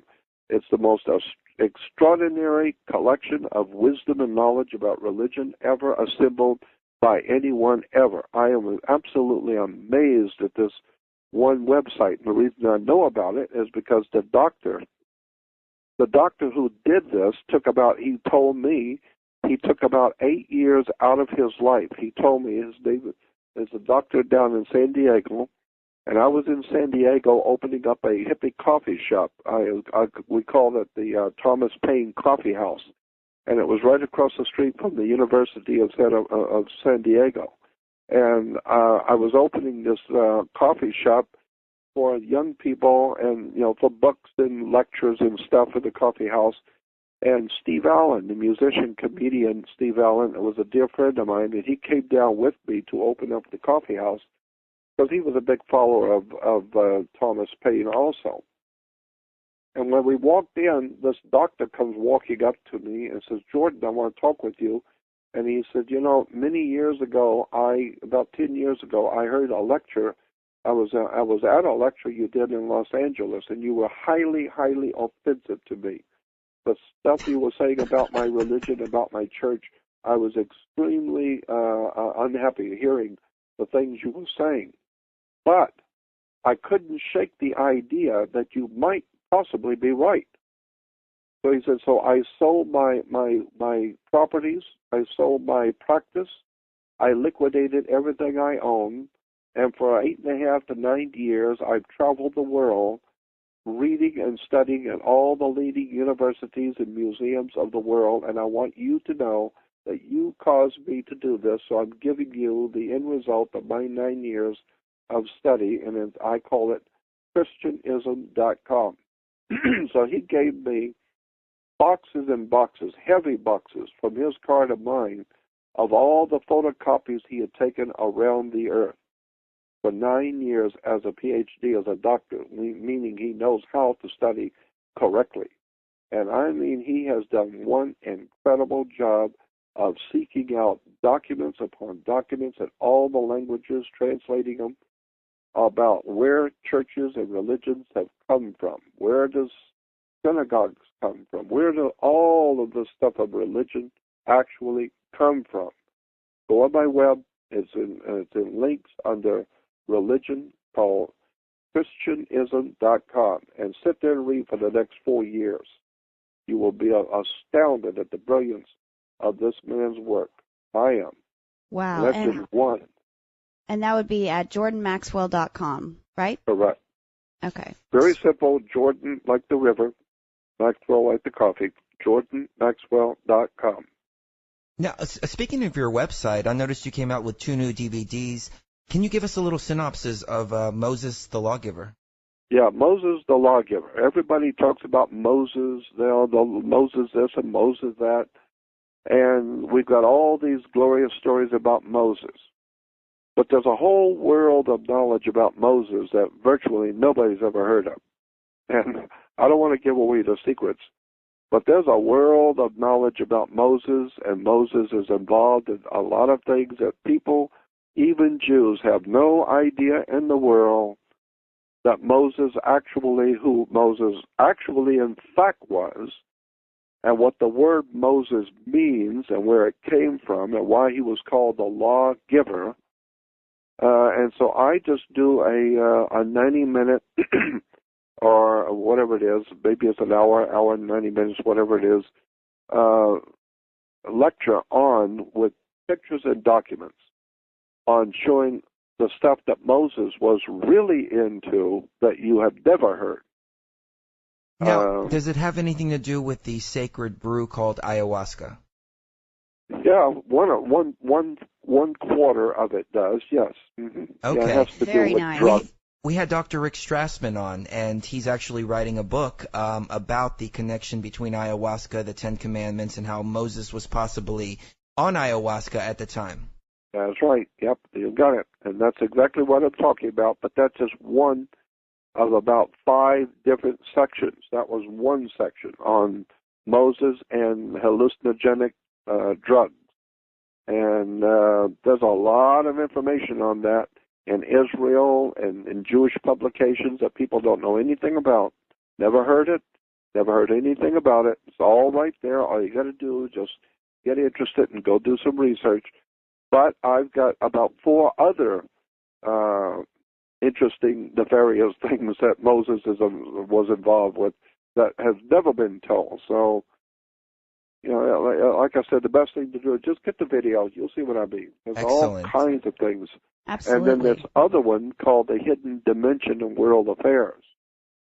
The Hidden Dimension in World Affairs, I'm talking about the religious backing behind the world governments. All world governments have religious backing. And when you see the fascists in Italy under Mussolini, the Nazis under Adolf Hitler, in America under, behind the American government is the Vatican.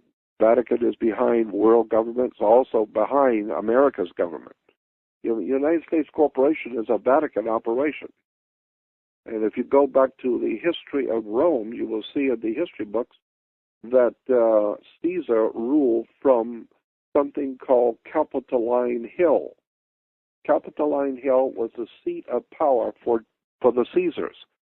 So in the morning, it is said in the history books, go read the history books, go to the library, and you will see the history books will tell you that in the morning, Caesar, quote, would go up on the hill, end quote. Mm.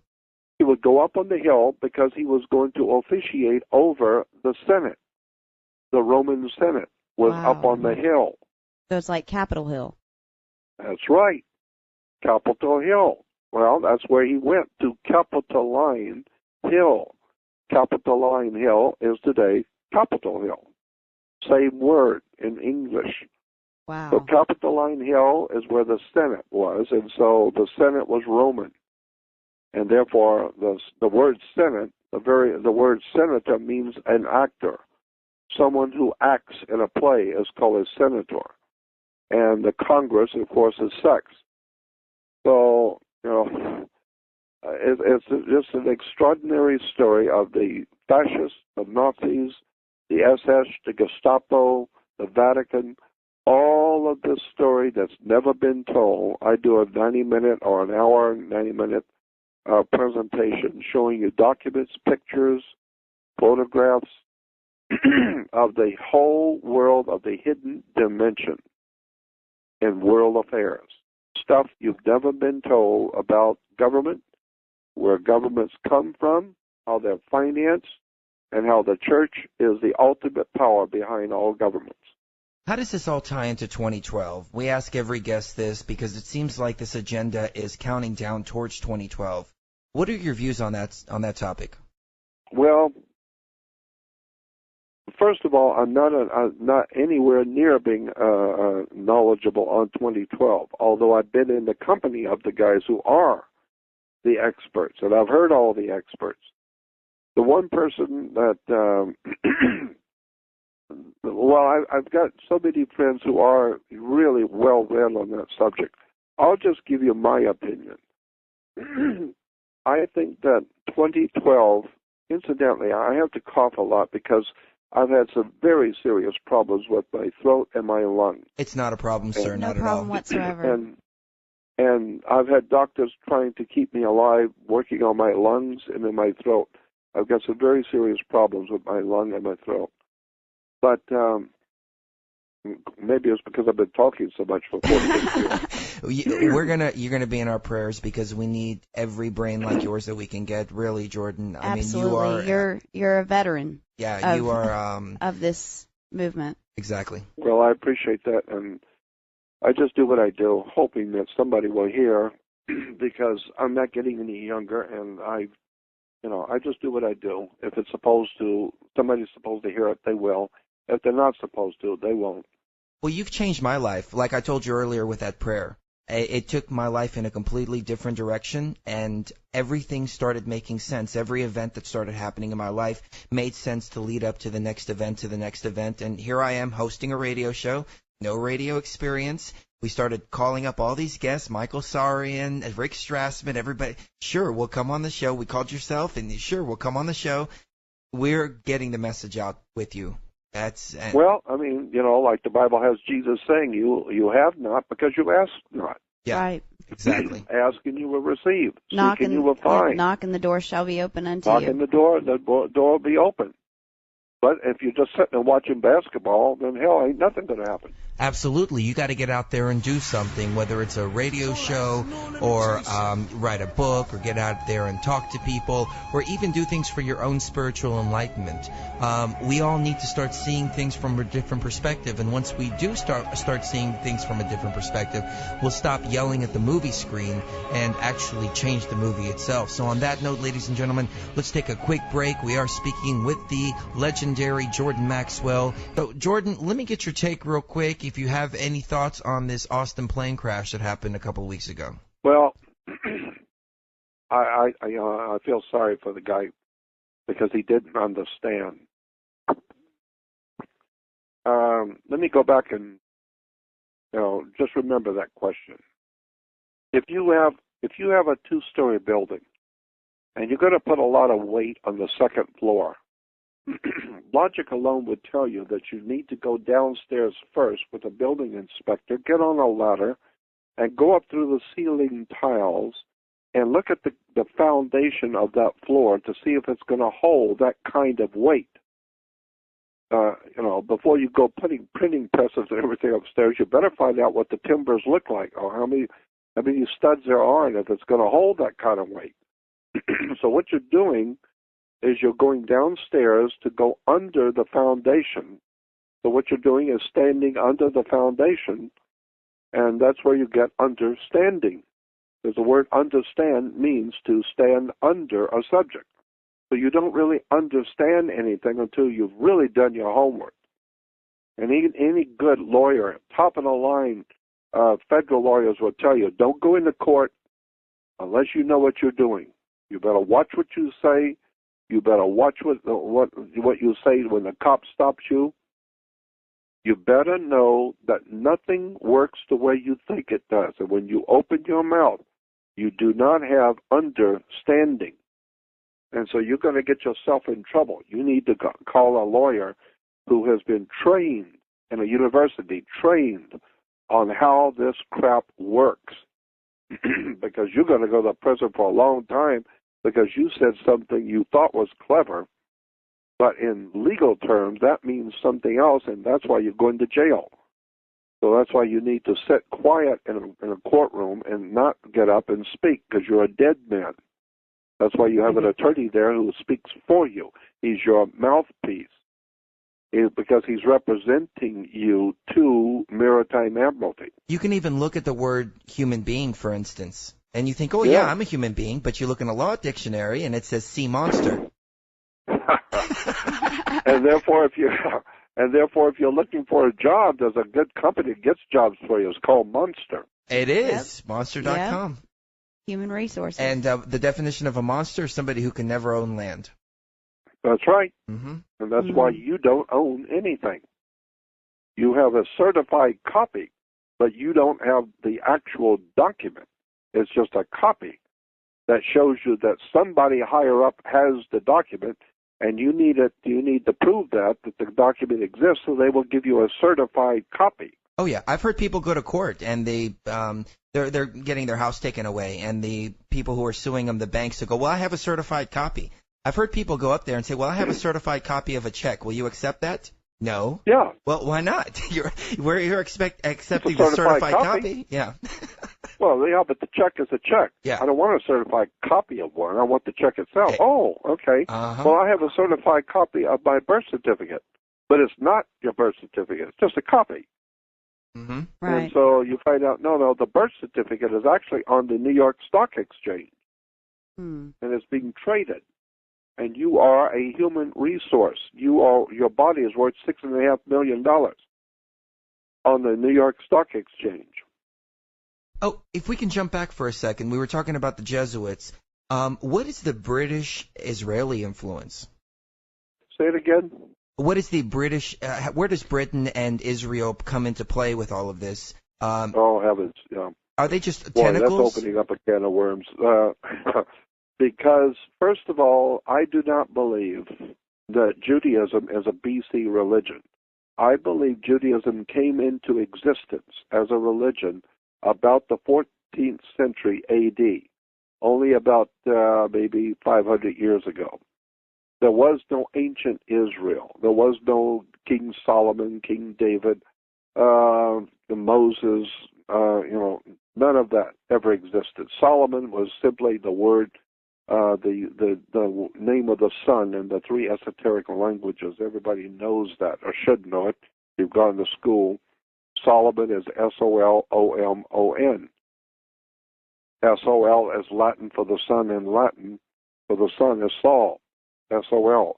O-M is Om in Hindu. Om is the as the word that is used for the creation, is called Om, or the priest of Om. And On was the city of the sun, the Greeks call Heliopolis. Heliopolis was Helio, which is the sun, and Opolis is a government, or a town, or a city. So the city of the sun was called Heliopolis, but Heliopolis is Greek. The actual Egyptian name for the city of the sun was On, On. That's why you flip a light switch on, because it was a city of light, the city of the sun. So you take Sol, Om, and On, it becomes the King Solomon. No, it's the Son is King of Kings and Lord of Lords, God's Son. Jesus is the Son, S-U-N, not S-O-N. So God's Son is the light of the world. Of course, the Son is the light of the world. And he is your risen Savior. God's Son is your risen Savior. Of course, the Son is your risen Savior. If it don't come up, you're dead.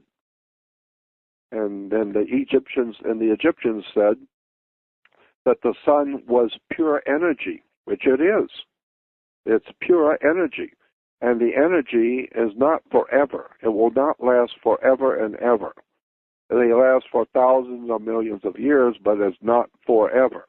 And so all stars somewhere in time will burn out. Others are being, new stars are coming in, but all stars are energy, and they're giving out their energy.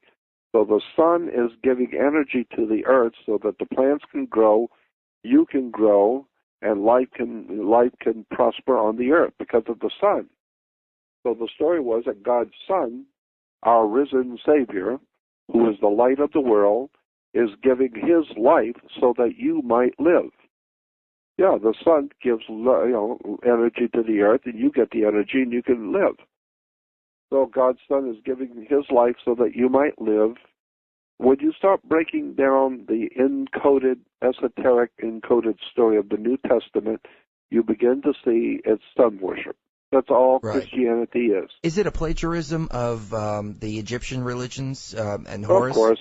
Yeah. Of course. But also, even more pointedly, at the time that Christianity came into being in the Roman Empire, the primary religion of the ancient Roman Empire was called Mithraism. Mithraism was the worship of the sun, but the sun was personified in a god called Mithra.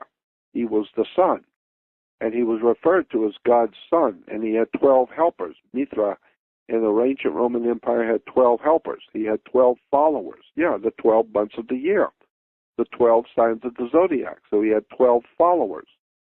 And he died, and on the third day he rose again, and died on a cross. On December 22nd, he rose on December 25th. Yeah, exactly. Mm-hmm. He died on the 22nd and was dead for 3 days, 22nd, 23rd, and 24th, which means that the sun did not move in the lower. When it went south, that's the whole story. But when the sun goes south, it ends up on December 22nd hitting its lowest point in the southern sky. So on December 22nd, we know the sun has stopped going south. And then from the 23rd and 24th, those 3 days, the sun rises down south in South America. The sun rises on the same exact degree. And if you have those highly technical equipment that the U.S. Navy does, you will see the sun rises for three days on the exact same degree, which is the lowest degree it reaches in the southern sky. Then on the 25th, your instruments will tell you that the sun has just moved on the 25th 1 degree northward. And so now it has begun its annual journey back to the northern hemisphere. Now it's going to begin the long journey coming back to the northern hemisphere. So we celebrate the God's Son who was born again.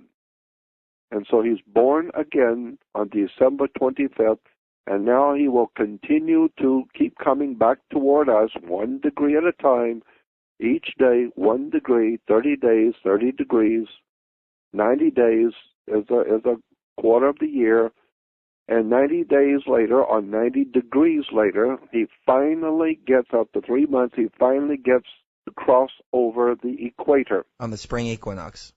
On the spring equinox. And when he crosses over the equator, the ancient peoples in the ancient world celebrated what they called spring. And spring was the crossing over of the equator. And so today, when you die, someone dies, we say, grandmother passed last night, or grandfather passed away, or grandmother passed on. But the word is passed, meaning they passed away. They're gone. And so that's what the Egyptians said. The sun, which was dead for 3 days in winter and didn't move, and on December 25th, it moved 1 degree northward, which means it's back to life again. So we celebrate God's son's birthday, S-U-N, God's son's birthday. And as he passes over the equator, we celebrate the spring equinox, and we call it a Passover, because the sun is passing over the equator, coming back to the northern hemisphere. So we call it the Passover. Well, of course, Christians can't celebrate the Passover, even though they are celebrating and worshiping the sun, but they can't celebrate the Passover because that's Jewish. That's the way the Jews celebrated Easter. And so what we do as Christians, we go out on Sunday at 5 o'clock in the morning and have something called an Easter sunrise service, where we all stand out there freezing in the early morning, 5 o'clock, and watch the sun rise. And so that shows you that Christianity is sun worship. They're out watching the sun rise at the Passover, because the sun is passing over the equator, coming back to the northern hemisphere. And I'm screaming myself into a hoarse voice saying, why don't you wake up and discover Christianity is worshiping the sun, while Jews are worshiping Saturn and the moon, while the Islamic world is worshiping Isis, or worshiping Venus. And Venus is called Lucifer. Wake up, get a life, educate yourself, and for the first time understand that knowledge is power. Go read a book. Well, I had a question about Passover. The Jewish people celebrate Passover because of what they say is that with the Moses story, he said, "Let my people go," and in the end, it was the last plague, and they said that Passover was because they put the sheep's blood over their door. I know. What is your point? Well, isn't that where Passover came from? No, it's a story. That's what the Bible's called the greatest story ever told. It's a story.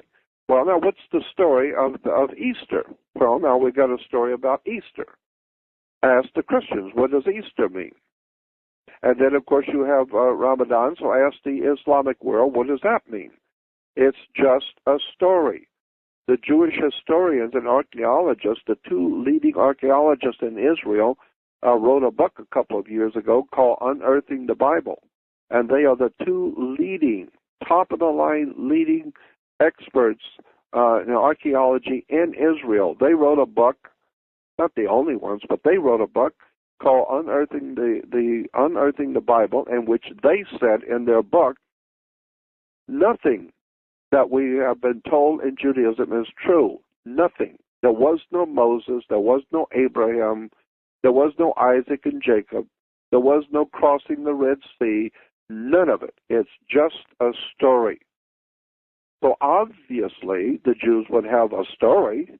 Well, so did the Islamic. They've got a story about Muhammad. Well, even Moses. And how Muhammad talked to God and rode up to heaven on a horse, and he did this and he did that, and all these wonderful things that Muhammad did, unless, of course, you find out that there was no Muhammad. And the whole thing is just a story. Well, the Moses story, that was just taken from Egypt, from Sargon. Well, of course it was. Yeah. Of course. It was just taken from Egypt, and the Egyptians got the story from the Phoenician Canaanites and from the Assyrians, who in Assyria there was a king, what was his name?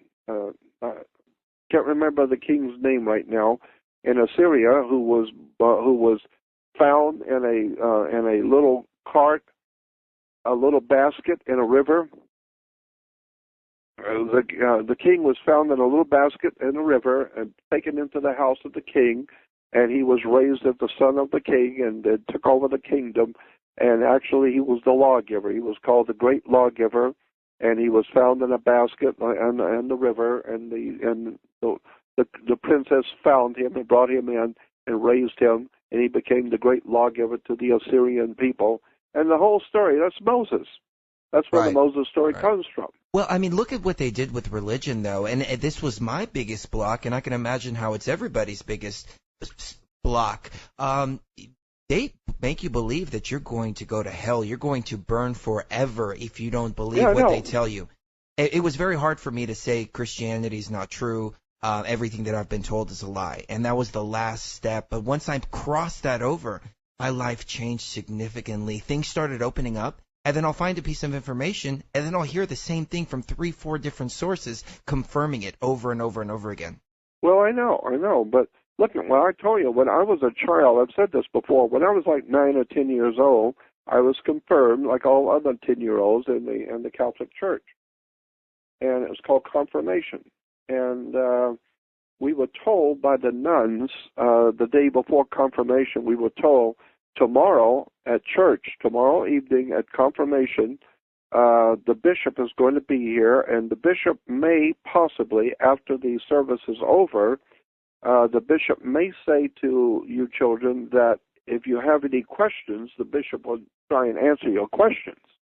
So if the bishop does that tomorrow night, you just remember, you don't have any questions, period. You don't ask any questions, you sit quiet. And so that the next night, after the service was over, Bishop T.J. Tulin from Mobile, Alabama, the bishop came over, and after the ceremonies were over and we were all confirmed, the bishop did say, he said, now that you are all Catholics, now that you made a wise decision, an intelligent decision at 9 years old, that you are now a Catholic, if you have any questions, your bishop will try and answer them. Well, we all knew nobody has questions, period. So I stood up to make damn sure they know who I am. And I said, I don't want anybody hearing just a voice. I want everybody to know who I am. And I stood up and I said, yes, I have a question. I said, my father works with torches. He's like a welder. And my question is, if I had a torch and there was an angel next to me, could I burn the angel? Would it hurt him if I hit him with the torch? Would it burn the angel? And he says, well, no. And I said, why not? He said, well, an angel, you can't burn an angel. Fire is a phenomenon, is a physical thing. You have to have wood or paper or plastic or something to burn, but you can't burn an angel. And I said, why not? And he said, well, because angels are spirits. You can't burn a spirit. And I said, well, then why am I told that I'm going to burn in hell, my spirit's going to burn in hell if you can't burn a spirit? Oh, at 9 that's years amazing. old. Amazing. And so, then the priest looked at me and said, yes, sit down and shut up. And so, it didn't take me long to figure out there's something going on here. There's stories going on here, but even to a 9-year-old's mind, this doesn't make sense. I'm going to burn in hell forever. You can't burn a spirit. And then I found out later on that hell is a Hebrew word or a Phoenician word, which the Hebrews speak, Sheol. Sheol in the Hebrew language, Sheol is hell, translated hell. But what does Sheol mean? Sheol means your burial spot, where you're buried. So, therefore, mankind's common grave is Sheol. It's hell. So when you say someone went to hell, it means they all go to hell. When you die, you go to a grave. And grave in the Phoenician language was Sheol, which is translated hell. This is why when you're going to bury your head, you put it into a helmet. It's going to cover your brain. You're burying your brain in a helmet because hell is where you bury something. So that's interesting. I've always thought of hell as being the furthest away from God that you could possibly be. Well, look at. When you're in the grave and dead, that's about as far away as you're going to get from anything. Do you think there's anything after this life? Oh, of course there is. I have no doubt in my mind about that. Absolutely. No doubt about it. You see, when I talk about God, I know the difference between God, which is dog spelled backwards. That's why you have church dogma. I know the difference between God and dog and words and terms. But on the other hand, I have the highest of admiration and respect for spiritual knowledge and wisdom. I am totally convinced, beyond the shadow of a doubt, that there is a very, very powerful, phenomenally brilliant, powerful presence in the universe that men have called God, the Great Spirit, the All-Father. I don't care what you call it. I don't care what name you give it and what language you come from. There is overwhelmingly obvious a divine, brilliant power in the universe that oversees all things. So that is supposedly the concept of God. Well, I don't have any problem with God. I totally see it. I appreciate what God is. I understand it. I just also understand your silly-ass churches and your synagogues are nothing more than 501c3 corporations and maritime admiralty, and it's all a bunch of gang wars. But when we talk about stuff that's out there in the universe, that's a highly divine power of the universe, I don't have any problem with that. I absolutely agree. No, it's like you said in your lecture, there's a God that's above all the gods of religion, and I think he's very, very disappointed with us right now. No, you kidding? I'm disappointed. You can. Yeah. Yeah, God is too big for one religion, I'll tell you. Yeah. And I'm disappointed. So I know if I'm disappointed and I don't want to talk to people, I know God is. Whatever God is, I know it's not on TV and it's not in Trinity Broadcast. Absolutely. I mean, I'm very disappointed with what I'm seeing. And it's funny that you mentioned that because we get attacked a lot for talking about these esoteric and occult topics. But I think this is what people need in order to wake up, and maybe we won't be so disappointed later on down the line. That's why I'm doing the radio show. That's why we're on here doing what we're doing. And we thank you so much for coming on the show, Jordan. When we get back from this break, we're going to wrap it up with Jordan Maxwell. This is truthfrequency.com, and we are broadcasting from Polygraph Radio, so we'll be right back in just a few minutes. We are wrapping it up with Jordan Maxwell. We've had him on the line for about 2.5 hours now, so big thank you, Jordan, for joining us for such a long time. Now, let me ask you a question, because it was on my mind before the break. You were talking about the son being Saul, or Saul being the son. Yeah. Well, that brought to mind the story of Saul when he fell down and then he rose as Paul. Does that have any significance whatsoever? Well, that's S-A-U-L, Saul. So not, but the other is S-O-L, Saul, which is Latin for the son. But S-A-U-L is the Apostle Paul. And see, I don't think there was an Apostle Paul. I don't think there was a Jesus. I'm sure there was none of that. It's all a story. That's why when I was asked a few minutes ago about the story about the Jewish story about the Passover. Yeah, it's just a story. That's a Jewish story. But then you have a Christian story. Well, that's not true either. Well, then you have the Islamic story. Well, that's not true either. Well, then you got the Democrats, and they have a story. Yeah, but that's a lie too. Well, what about the Republicans? And they've got a different story. Yeah, and that's a lie too. It's all a bunch of lies. It's all a bunch of stories. That's why the Bible's called the greatest story ever told. It's not the greatest collection of facts. It's the greatest story ever told. And why? The Bible is the greatest story ever told because it's the only story that's ever been told. It's the same story that the Phoenician Canaanites were telling, the Sumerians, Zechariah Sitchin, will tell you the same story the Sumerians were telling as the same ones the Greeks told, the same words the Romans told, is the same story that the British told, and today is the same story, so that's why it's called the greatest story ever told. It's just a story. Period. Let me ask you this. Let me change the subject for a second. You mentioned Zecharia Sitchin. How did the Anunnaki play into all of this? Were they the ones that came down and genetically engineered man? Well, the Anunnaki, according to Zechariah and according to, I guess, the records, were entities who created us. And that's what the Bible says. Are these the gods of religion? No, not at all. No. No, that's different.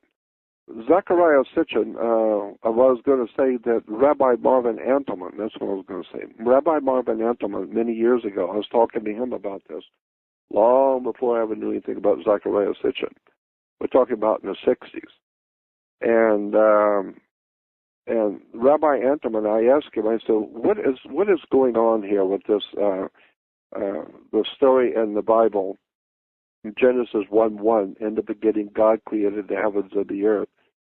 And the things he was telling me and explaining, he said, well, Christians and Jews both are totally confused because nobody does any real scholarly research. And he said, but when the Bible, he told me, he said, the Bible does not say that God created man. There's nowhere in the Bible that specifically says God created man. Doesn't say that. Go back and read it correctly like a good lawyer would. Read it correctly. It says, God said, come, let us make man in our image after our likeness. He says what most people are misunderstanding is they think that God is talking to himself, I guess, and he's saying, come, let us make man in our image after our likeness. He said, that's not saying God made man. Read it correctly. It's saying God said, come, let us make man in our image, after our likeness. So man was already here, and man's they already changed here. us. But absolutely. So let us make man in our image. Let us make him in our image, in our likeness. Because for being so great, he's not that great. Neanderthals, they smell, they hairy, they kill each other, they eat their own children, they're crazy. Well, we do that now, though. Well, yeah, well, that's true. Ever seen Jerry Springer? And so, so therefore, it is not evolution, it's intervention. The word is intervention, not evolution. Intervention means somebody very intelligent from somewhere out there in the universe, and ask any child of 7 years old where God is, and they will point out there. And where do angels come from? Out there. Well, I'm afraid to tell you that if God and the angels come from out there in the sky, that means they're extraterrestrial. If they come from Cincinnati or New York, then they're terrestrial. But if they come from out there, that means they've come from extraterrestrial. Well, if they're extraterrestrial, then who is to say who these gods are who created us and said, come, let us make man in our image, after our likeness. And now man has become as one of us. Now man has become as one of us. He's like us now. And see what you've done? You've given to this creature, this hominid creature, Neanderthal or Cro-Magnon man or whatever these creatures were, and you crossbreeded with their females and put some of your DNA into her, and she has now produced half gods and half animal. Well, that's what humans are. We're half godly and half animal. And half of us is animalistic, and the other half of us is spiritual, and we're able to create lasers and go to the moon and conduct beautiful music and have sciences and all kinds of phenomenally brilliant stuff that we are able to come up with. But we also can get drunk, drinking, raping, street fights, and be like any other animal and dog in the street. And so therefore we have the potential to be both, a dog or an animal, or extraordinarily brilliant looking into the heavens. So I think that that's because somebody intervened in our natural evolution a long time ago and said, come, let us make man in our image, after our likeness. I think it's in the book of Enoch where they say that the Elohim came from somewhere in Orion's belt. That's right. Okay. Exactly. You're right. Okay. Well, anyway, Jordan, it's been an honor and a privilege to have you on our show, and I just want to say thank you so much. Can you tell people your website one more time and the DVDs that are out? Yeah, it's just Jordan like the river. It's Jordan like the river Jordan. It's Jordan, JordanMaxwell.com. Great. And it's all there, and go to my links. And when you go to my website, go all through it. Don't just look at the home page and go back to watch basketball. Go all through my website. There's all kinds of stuff on my website that people are asking me questions 24 hours a day. And they write me and they call me and ask me questions that are sitting right there on my website. The answers are right there. And then when I ask people, well, did you see my website? No. And they'll say, well, yeah, I saw your website. I said, did you go to the links? No. Did you go to the audio video page and listen to the stuff there? No. Did you go to the pictures? No. Well, then what did you see? Well, we saw your picture on the home page. So if you're going to go to my website, if you're going to go to my website, go all through it and look at the stuff you've never heard. It's all right there. And I can't take time to come to your home and sit down with you and show you how to scroll up and down and how to go into a website and investigate it. All I can say is that those who are supposed to see will, and those who are not supposed to see won't. So if you're supposed to enlighten yourself and wake up and get a life, then go to my website and go all through it. Check it out. Check out all the research boxes, all the research departments, all the links. There's a massive amount of information there that most people have been looking at my site for years, didn't even know was on it because they didn't bother to do any real research. And that's what's killing our country. People don't know how to read or do any research on anything. I'm just amazed. They can barely use Google. Oh, yeah. And so just go on JordanMaxwell.com, check it all out. It's all there. Email me, too, because I'm going to start my own private research organization very soon. And if you want to be a part of my project and my research company, then put your name in on my home page. There's a place in there, a little note saying put your email in if you want to be a part of Jordan Maxwell's operation soon. And then I'll be able to get back to you and tell you what we're going to do, because I'm going to stop talking to the public. I'm not going to be talking to the public much longer. Okay. I figure 48 years is enough. Enough is enough. I've had enough, and now that the world is finally waking up, I don't care. It doesn't matter to me if the public wakes up or not.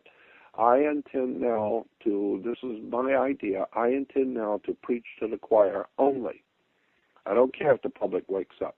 I couldn't care less if they're finally starting to wake up to what's going on. I don't care.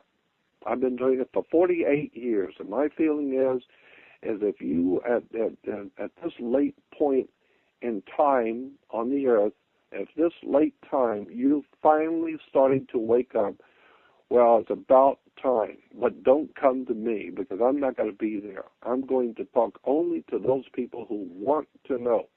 I'm not here to entertain anybody. Well, Jordan Absolutely. Maxwell, you are a legend, and we really look up to you. Yeah. I know you've inspired Chris on a lot of this occult stuff. I mean, you know, he knows so much more than I do in this regard that, you know, I have trouble keeping up with him all the time. And I'm sorry about the rude Passover question. Oh, no, that's all right. I'm glad, because it gave me an opportunity to explain to an audience, not just you, but explain to the audience. Absolutely. And I mean, ask any rabbi, and they'll tell you the story of their religion. Doesn't mean it's true. It just means you ask, they'll tell you. Right. Like Rabbi Antoine told me once. I said, Rabbi, tell me the truth. I said to him once in a telephone conversation, I said, Rabbi, tell me the truth. Was there a Solomon and King David and and King Saul and all these names and all these people and Abraham. And he said, look, everybody's got a religion. I mean, the Catholics have got a religion, Buddha's got a religion, everybody's got a religion. So leave me alone. I got to have a religion too. So, you have Father, Son, and Holy Ghost. In Hindu, it's Brahma, Vishnu, Shiva. In Egypt, it's Osiris, Isis, Horus. So we got to have a triune God too. Our God is a triune God, just like all gods are triune gods. Brahma, Vishnu, Shiva, Osiris, Isis, Horus, Father, Son, Holy Ghost. Well, we got to have a triune God too, he told me. So we got Abraham, Isaac, and Jacob. And I said, yeah, but was there an Abraham, Isaac, and Jacob? He said, no, but there was no Brahma, Vishnu, Shiva either. It's just a religion. Give me a break. I got wife and kids that have support. Well, I have one more question for you, and this kind of ties into what you were just talking about creating a research organization. I've been thinking the last few weeks about how sucked into mainstream media people are, to the point where they'll hear the mainstream media talking to them like they're a 5-year-old, and they're just like, oh, okay, well, exactly what they're saying is exactly what they mean, when really it's the opposite. What they're saying to us is the opposite of what they actually mean. And well, of course. So I was thinking maybe we could create some sort of New World Order dictionary where you could put like preemptive action really equals what that really means is attacking countries for no reason. And it's funny because it's actually hilarious. It's actually funny when you start looking how people change words. We don't want to use that word. It's not polite company. Right. So we'll say it's something else. We'll give it a different name. No, it's a child will tell you, no. You can give it all the nice fancy names you want, but it's still the same thing. Yeah. So I just want to start my own research society. So if you want to be a part of it and hear what I'm doing and be a part of it, just go on my website, jordanmaxwell.com, put your email in, and you'll be hearing from me. And check out all this stuff that's on the website. A lot of interesting things there that people have never seen before. Absolutely. And I'm sure you hear this all the time, but you have done wonders to raise the consciousness of mankind and to make people more aware. And we applaud you. And it's been a real honor and a privilege, like I said earlier, to have you on the show. Best of luck to anything that you work on in the future, and may you have many, many more years here. Thank you very much for your time. Absolutely. And Jack Blood says hello. I just spoke to him earlier today. He says, make sure you tell him hi for me. Oh, right. Thank you. Yeah. Thank you. Okay. Tell everybody hello for me, too, when you talk to them. And we'll be praying for your throat and your lungs. Thank you. Is it kind of like a COPD type I don't know what it is. It's just I've had a very bad situation with my throat and my lungs and my heart both. Happily, I have some doctors who are good friends, and they're trying to help me the best they can. Good. Very good. Our phone is always open to you. If you need anything, don't hesitate to ask. Absolutely. Thank you very much. All right, email me. Anybody that wishes to email me, and I'll try and get back to you. I get like 150, 200 emails a day, and so I can't get back to everybody, but I'll try. And go on my website and email me. And thank you for having me on the show. Absolutely. Thank you, sir. You have a great evening. You too. Bye-bye. And once again, ladies and gentlemen, that was Jordan Maxwell. His official websites are jordanmaxwell.com. And don't forget to pick up his new DVD, Moses the Lawgiver and the Hidden Dimension, available at his website. And there's a lot of good talks and interviews with him on YouTube, so be sure to check that out. In the 3 hours that we spent with him, we only touched upon just the tip of the iceberg of the information this guy has. So one of the great researchers out there. He's up there with David Icke, Michael Soria, and he's actually influenced a lot of those guys, like we were saying in the same broadcast. So this is really the granddaddy of it all.